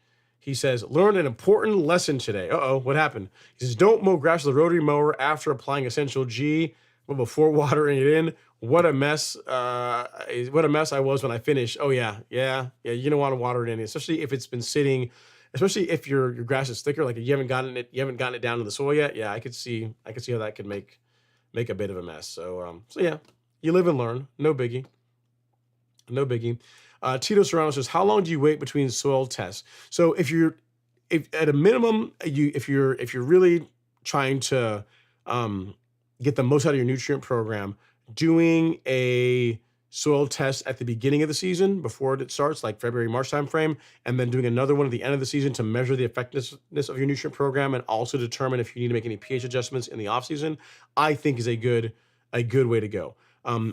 I have done, like, there was one year, like in 2021, just to have the data, I did a soil test every 3 months. I wouldn't really recommend that for most people. It's not strictly necessary, because in most cases the nutrient levels move around, but they don't change that much to where you're getting a lot out of testing every quarter. You know what I mean? And I did it every quarter for 1 year just to be able to have that and be able to say, yeah, it's not worth doing that. But doing it at the beginning of the season, doing it at the end of the season, I think there's a lot of value in that. As far as waiting for doing a soil test after, during mid-season, you're going to want to give it 4 weeks between the last time you did any kind of a granular input to the soil and to when you pull cores for the soil test. That way you're gonna reduce the likelihood of the fertilizer that you applied skewing the results, and you pretty much you're having like bogus data. So I hope that helps, Tito. Great question. And next up, we have Jesse Lavin. He says, "Does it matter if you fertilize before using Ortho Weed Be Gone?" No, it doesn't matter. And as far as order, Jesse, that's a good question. If you are going to apply fertilizer and herbicides on the same day, always go, in my opinion, from the most inert to the most, I hate to use the word toxic, but anything with side in it, so fungicide, insecticide, herbicide, those are the things you want to do last. Because, for example, if you think about it, you don't want to go out there and spray Ortho Weed Be Gone over the entire lawn and then go and walk the entire lawn that you just sprayed herbicides all over and put fertilizer out. So do the fertilizer first and then spray any herbicides you're going to be doing after that. So I actually did a short video on this last year on like the order of spraying products in your lawn that I like to follow and that I think makes a lot of sense. So if you're interested in that, I will send it to you. I'll link it here in the chat, and it's aptly titled "What Order to Apply Lawn Products." So if you start from the most like non-toxic, the most organic, so like you have like a biostimulant like Essential G, you'd apply that first, then your granular fertilizer, then your liquid fertilizers. Then, like I said, if you're doing all this in one day, like what order would I do them in is what I break down in this video. And this is, it's the answer to your question, Jesse, and it's less than a minute. So hopefully you find it useful, like what order to spray your stuff in. But yes, you can do them on the same day, but I would do fertilizer followed by the herbicide. All right, Craig Jones is up next. He says, hello, Ron. Any suggestions on controlling weeds along the property with a neighbor that doesn't treat his yard? I sprayed roughly 12 inches over the line into his side already. Why are you doing that? He says, thanks for all you do. There's not a whole lot you can do, unfortunately, Craig. Make sure you have a good pre-emergent application, like on that border between you and the neighbor, and that's all. That's all you can do. I mean, on my lawn, the only places that I ever have to deal with weeds are bordering like my neighbors. That's it. I don't have to deal with weeds like anywhere, everywhere. The middle of the lawn, always weed free. It's always like right near the fence is where there'll be some weeds that'll try to creep in from the neighboring lawns, and you just deal with it. I mean, if you're putting out pre-emergent, if you put out pre-emergent, it really shouldn't be that bad. So you should be able to just pull them. That's what I do when I'm out there mowing. I see one, I'm like, okay, well, pause the mower, get out here and pull that guy and throw it in the catcher and just continue on about your day. That's how I would handle it. You're already doing a lot of the right things. I mean, I don't know that I would necessarily spray into your neighbor's lawn without their permission, but outside of that, pre-emergent and just live with it, and maybe ask them really nicely, hey man, or you ask your neighbor, say, hey, would you mind? I'm putting out pre-emergent. Is this product that I put down on my lawn that helps prevent weeds? I'm spraying my lawn. You want me to do like a few feet into your lawn? I don't mind doing it all. Just ask them really nicely, and they might say, sure, no problem. And then you're helping them, and they're helping you. You're helping them help you, right? That's how I would go about that. And then next up, Jiu-Jitsu 1234 says, how much seed would you put down on a mostly dirt prepped yard? It depends on the grass seed. Like the most grass seeds are going to have guidance as far as how much to use. Like with Bermuda grass seed, like Ardent 15, it was like I want to make sure I'm messing this up. It was like 1 to 2 pounds. 1 to 2 pounds, I think, if you're establishing, and then 2 to 3 if you're overseeding. I remember I have it backwards, but it wasn't much. But it was on the bag will have guidance as far as how much grass seed you should apply. So for coolses and grasses, the application rates tend to be a bit higher than what I just listed for Bermuda grass. So whatever grass seed you're trying to put down, read the label for that and follow that. Like if they give you a range, you can go in the middle. Go in the middle of that range and see how that works out for you. All right.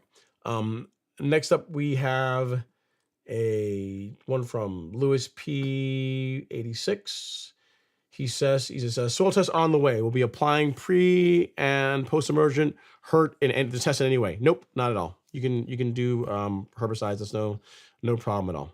That should not be an issue whatsoever as far as your soil test results. No problems there. Oh, Tom sent us a picture. Let's see. Oh, he did send us a picture because I gave him grief earlier, so I think he sent us a pic. Let's see. Tom Lawn. All right, cool. So we have a super chat aptly from Mr. Tom Hoffenkamp. Thank you so much, Tom. Super chat received. He says, send that pic, Ron. Foolish, most foolish, shame on me. Thanks always for your enthusiasm, guidance, and motivation. You are the best. I try. So he sent us a picture of his lawn that's growing in. Oh man, I gotta tell you, man, not bad, Tom. Not bad. I mean, the stripe action is on point. I mean, you are showing off a little bit. I mean, that you can see the nice border pass and the individual, the filled in diagonal stripes. I mean, definitely showing off. We got to give him plus 10 points for that. because you can tell he did that on purpose. It's like you got the stripes in the middle, and the stripes are nice. The diagonal stripes are nicely framed by that border pass. I like it. I like it. And what's gonna happen now is next time, or as the grass greens up even more, like do your diagonal. So maybe like continue to keep the borders like your frame, and in the middle, do like another diagonal. In this case, right, no, left to right, and then you'll have like a nice diamond pattern in there. It's gonna look sweet. Look like it'll be like diamonds framed inside like your lawn. Look pretty sweet. Something to think about. I mean, I don't know. You may have your own patterns you want to go with, but I think could look pretty sweet. Just an option, just a thought. Just a thought. All right, we got another super chat. This one is from Mr. Lance F. Thank you so much, Lance. I appreciate it. Super chat received. He says, Ron, my man, so you are trying to say Alex has weeds coming your way? Suspect. Nope, not Alex. It's not Alex. It's other folks. It's other folks. It's not Alex. I don't have any weeds in my lawn from Alex. Come on now. Come on now. My man keeps the lawn on point. It's not Alex. It's other people that I get weeds from. But, you know, whatever. It's such is life. Such is life. All right, next up we have Obadiah. I think this is it. Obadiah Kamerling. He says, hey man, I was following your Celsius and certainty video for spot spraying, and I have the same sprayer in the video. LOL, and I was wondering what spray speed you use when you spray your lawn. Great question. I use the low setting. So that sprayer is really, it has a high and a low setting. 90% of the time it lives on the low setting. And that's what I run it on. The only time I ever use the high setting is if whenever I've had a friend that's asked me to spray fungicide on their lawn and they didn't have irrigation, and I wanted to put the fungicide out use a dilution rate of 2 gallons per thousand instead of 1 gallon per thousand. That's when I kicked it up to the high rate. So I put out more product and just saves me time. But for like spraying pre-emergent, growth regulator, I mean, pretty much most everything else I spray on my lawn, it's always on the low rate. So that's what I run it on, Obadiah. So great question. And it's around, I think it's around 40, somewhere between 40 to 50 PSI is what that low rate works out to.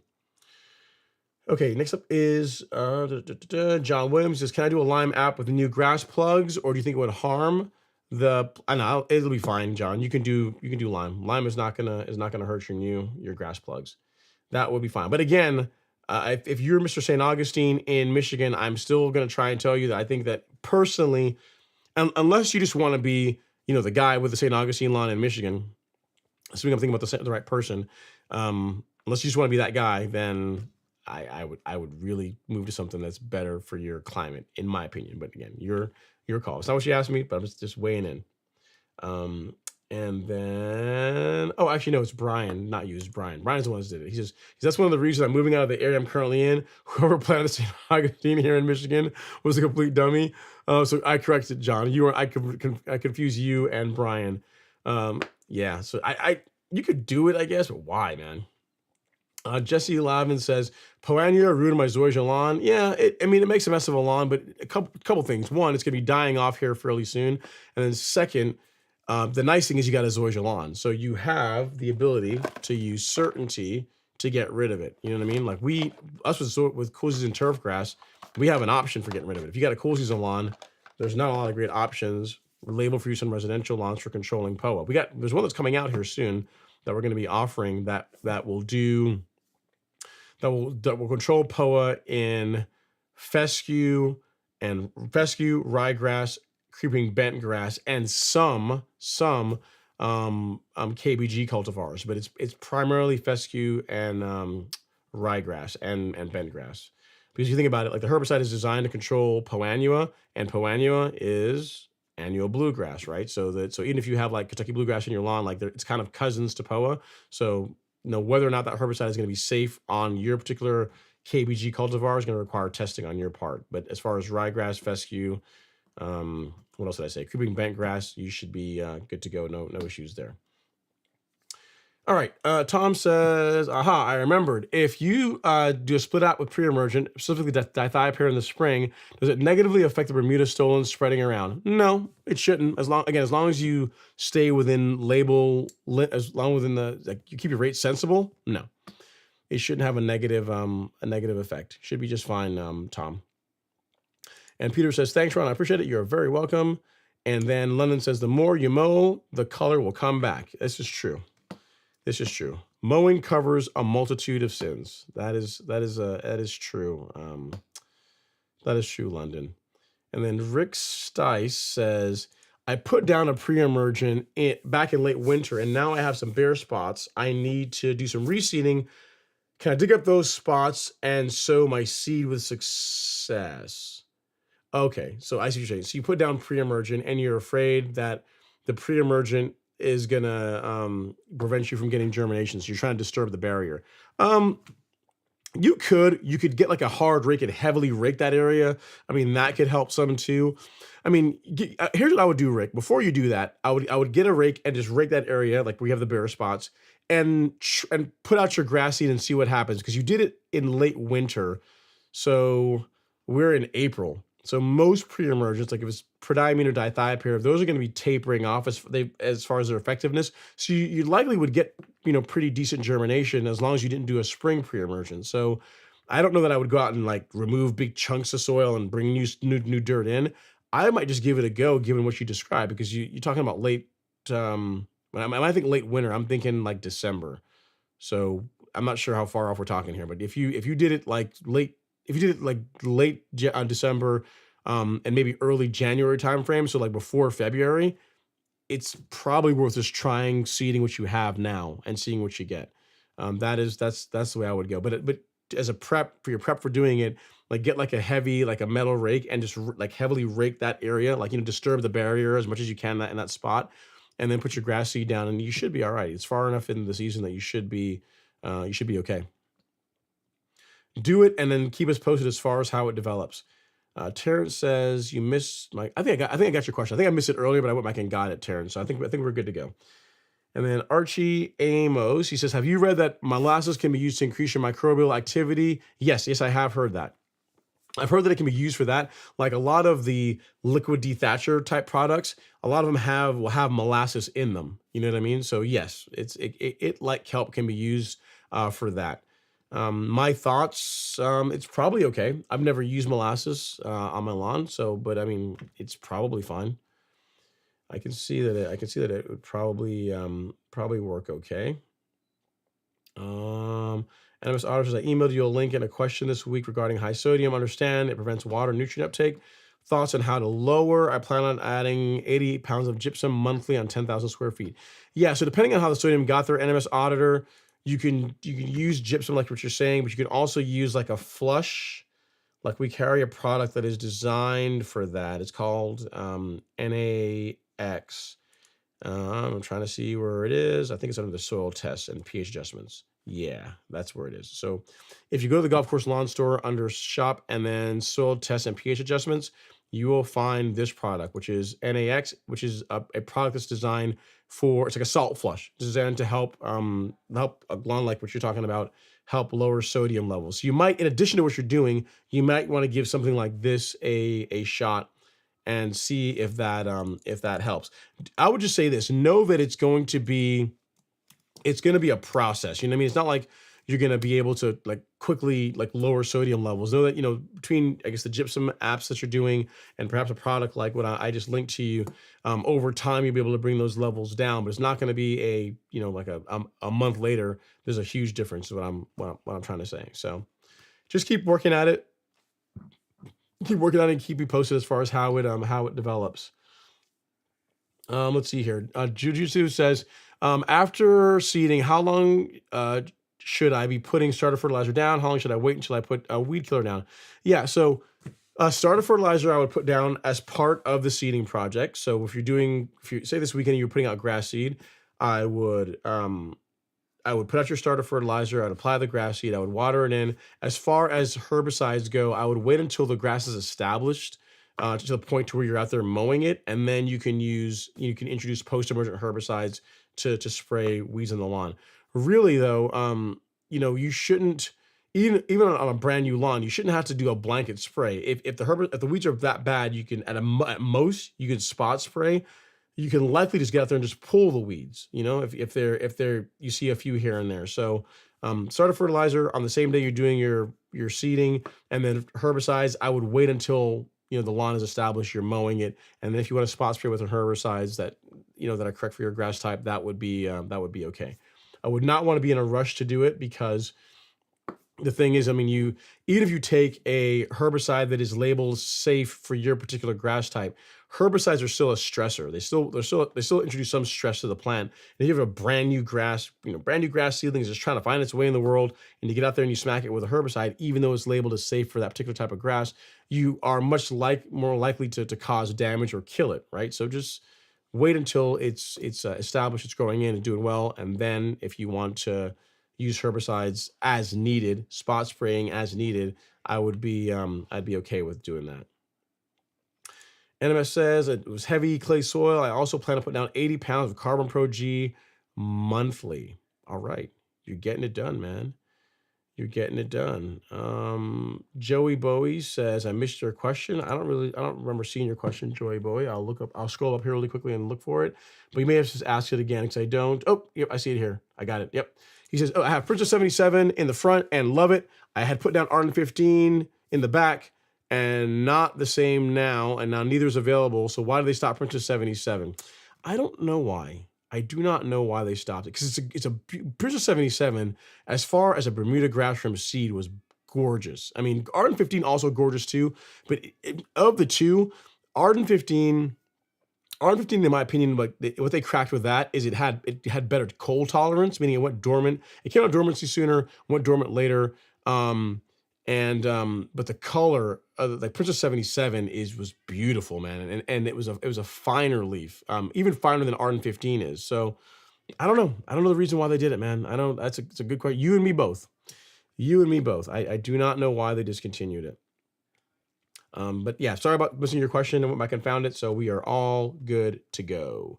All right, next up we got Wimford1 says, planning on using Primo Max on a mix of Bermuda and tall fescue blend. What would be your recommended split rate for twice a month application? Yeah, so you telling me you have Bermuda and fescue growing together? Yeah, that's a tough one. What is even the rate? What is the rate for Primo on fescue? It's probably going to be quite a bit higher than Bermuda, I'd imagine. Yeah, so fescue, half an ounce. So it's an ounce per 1,000 is the full rate. So half an ounce per 1,000. That's going to be too much for Bermuda. That's going to be too much. What I would say is if you're telling me that you have fescue and Bermuda growing together, like the rate for Bermuda, for hybrid Bermuda is 0.25 up to 0.4, like just under 0.40 per month.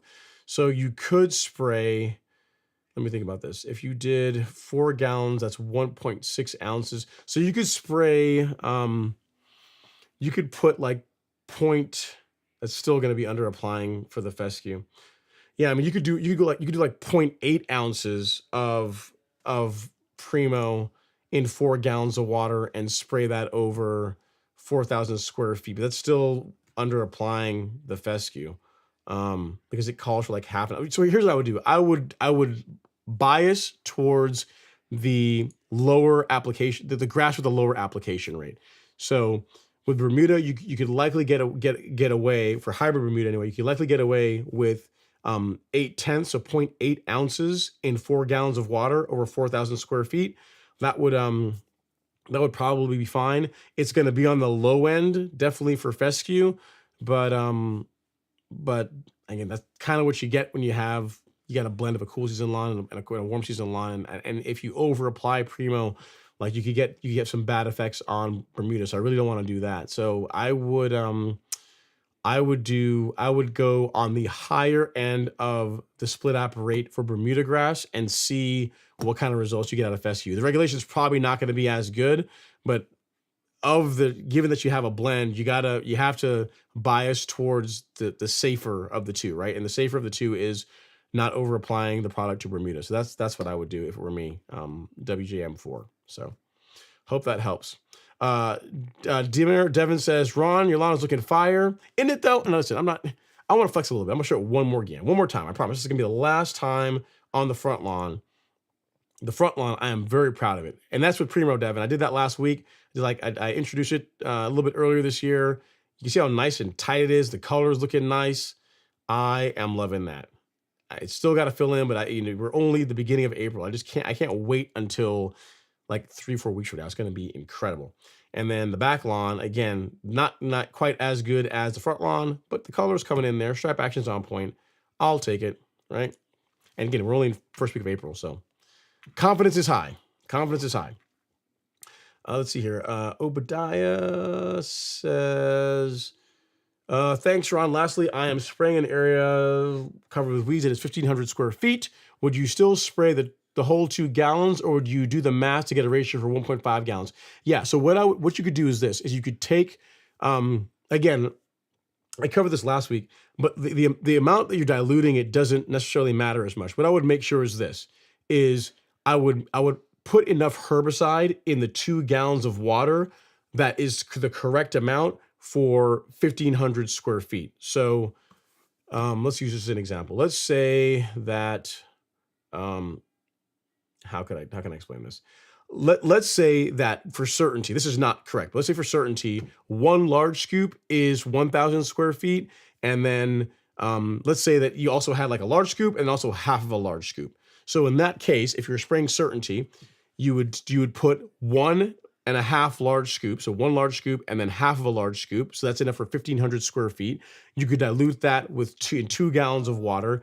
And if you spray that 2 gallons of water over the 1,500 square feet, you're good. Because again, the amount you dilute the product is not as important as ensuring that the amount of active ingredient, the amount of the product that is labeled for use over that square footage is applied. You see what I'm saying? So I said this last week, but if you dilute, if you take a herbicide and you dilute it at 1 gallon per 1,000 square feet, or you dilute it at 2 gallons per 1,000 square feet, the thing that's important is that you mix the right amount of herbicide for 1,000 square feet, and you spray whatever your dilution rate happens to be, that amount of liquid over that amount of square footage, and then you're good to go. And again, that you can only do that up to a point, because if you're spraying like a foliar uptake product like Celsius or Certainty, like if you try to dilute Celsius or Certainty at say 4 gallons per 1,000, while you technically could do that, you're going to have a lot of runoff, right? So you're not going to get the best result. Like you're going to be wasting a lot of the product. It's not going to be getting on the leaf. It's going to be running off, which is not good. So there's a limit to how much you can dilute it. But the thing that you need to think about whenever you are doing a calculation, don't think like 1 gallon over 1,000 square feet. Think X amount of this product over 1,000 square feet. And then I may choose to dilute that in 1 gallon of water or 2 gallons of water. Like that part is not the important part. The important part is that you are putting the right amount, like X amount of product over X amount of square footage, which is why if you look at like the label for like say the 901C carbon kit or for like Turfplex, it'll say 6 ounces over 1,000 square feet. They don't say 6 ounces in a gallon of water, because they don't know what you're spraying that over. You could be spraying a gallon of water over 500 square feet, which would be too much. So they say six ounces over 1,000 square feet. You choose the dilution rate that makes sense for you. The one that I find that works best or works well, that's a good balance between like good coverage and just saving time is 1 gallon per 1,000. Like most of the products that you read the labels for, they're going to say a gallon of water over 1,000, a gallon of water diluted for diluting over 1,000 square feet is what they're going to say. So that's how I would do it. Obadiah, to kind of wrap this full circle, is if you're going to spray 2 gallons over 1,500 square feet, just make sure you add enough product for 1,500 square feet to the 2 gallons of water, because the 2 gallons of water is not the important part. The important part is how much of the herbicide is being sprayed over 1,500 square feet. So hopefully I did a good job explaining that. It makes sense to you. If not, I apologize, and ask me again or email me and I'll explain it another way. But hopefully that makes sense. The amount of product over the amount of square footage is the thing you should be focusing on. The dilution rate comes second to that. Okay, next we have Terry. Terry says, Ron, I'm spraying prodiamine tomorrow, but I will need to blanket spray the backyard and spot spray the front with Speed Zone. Can I spray the Speed Zone immediately after the prodiamine? Rain coming Sunday evening. Let me think about this. So if you're going to spray, Yeah, you could do that. So you could do prodiamine and then come back and spray and then spot spray with the post-emergent herbicide afterwards. Yep, that would be fine.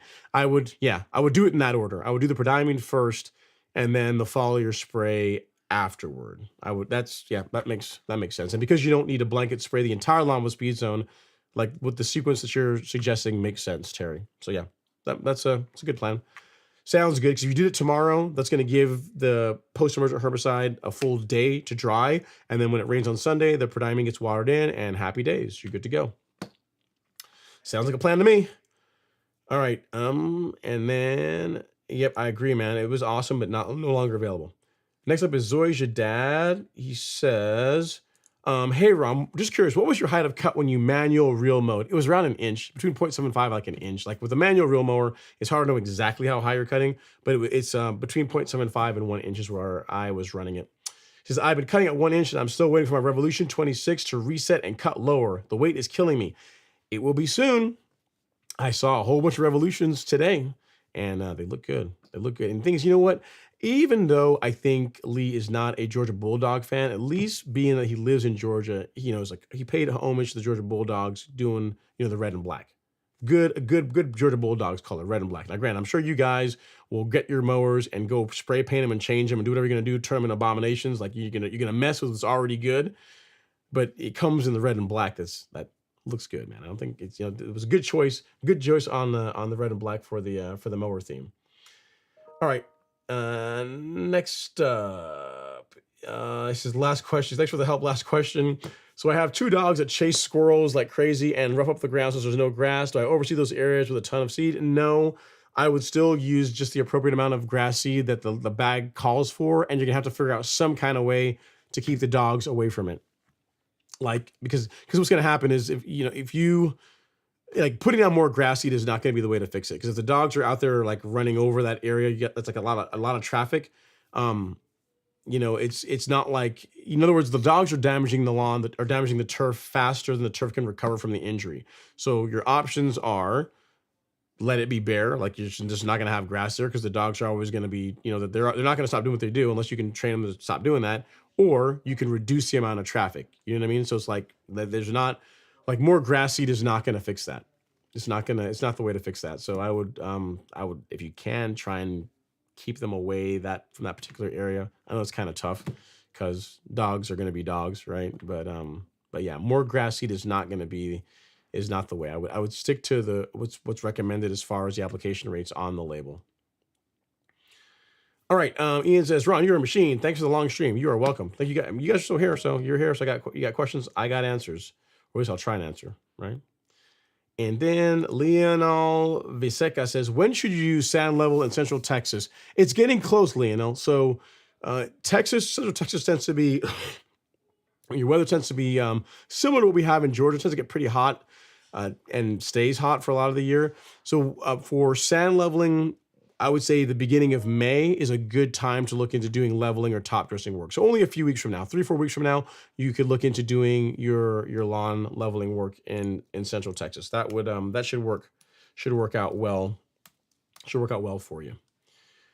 And then Obadiah says, that made a lot of sense. Yeah, Ron, your lawn is looking fresh this year. Keep up the work, buddy. Super motivating to see. Thank you so much, man. It's a lot of work. And again, I like playing. You know what I mean? Like normally I wait until May to introduce Primo, but I mean, this year I was like, man, the lawn is looking really good. The front lawn is kicking. It's doing its thing. Let's just try it. What's the worst can happen? So, and I really like the way it looks. It really it took on that Primo and is looking pretty, if I do say so myself. Well, guys, gals, on that note, we are out of questions, so we will play the outro music. Cue the outro music. Thank you guys so much for watching the live stream, for taking time out of your Friday nights to come hang out. Next week is one of the Thursday night is going to be a Thursday night live stream because it's martial arts. So we're going to be proctoring a black belt test. So folks are going to be testing for their next rank, either for different degrees of black belt, or people that are going to be testing to their first degree of black belt for Chodan. So that's going to be a fun time. So Friday night's live stream will be on Thursday. So Thursday next week, I'll get it scheduled earlier so you guys won't miss out. But next week will be Thursday, and then it'll be, several episodes where we're back to our normal Friday night as usual. Again, thank you guys so much for coming to hang out. Really do appreciate it. Brian says, should I mix compost in my topsoil for a new lawn? Not a bad idea. Extra nutrient. I'm a fan of it. And then Tony has one more. He says, hey Ron, should I go about applying Primo rated product if my lawn has both common and Tipway 419 mixed in? I would do the higher end of the rate for the 419. So 0.40 per month, or 0.8 of an ounce in 4 gallons of water or 4,000 square feet. That's how I would go about that, and then just see how it does. So hope that helps, guys. Again, thank you guys so much. We've got Primo Max fertilizer and everything else in stock on the Golf Course Lawn Store, so feel free to get there, support us, and take care of your lawn care needs. Also share the live stream. Tell folks about us. Tell folks about the Golf Course Lawn Store and about the Friday night live streams. I appreciate all you guys. Have an amazing weekend. I will see you all next Thursday. Take care.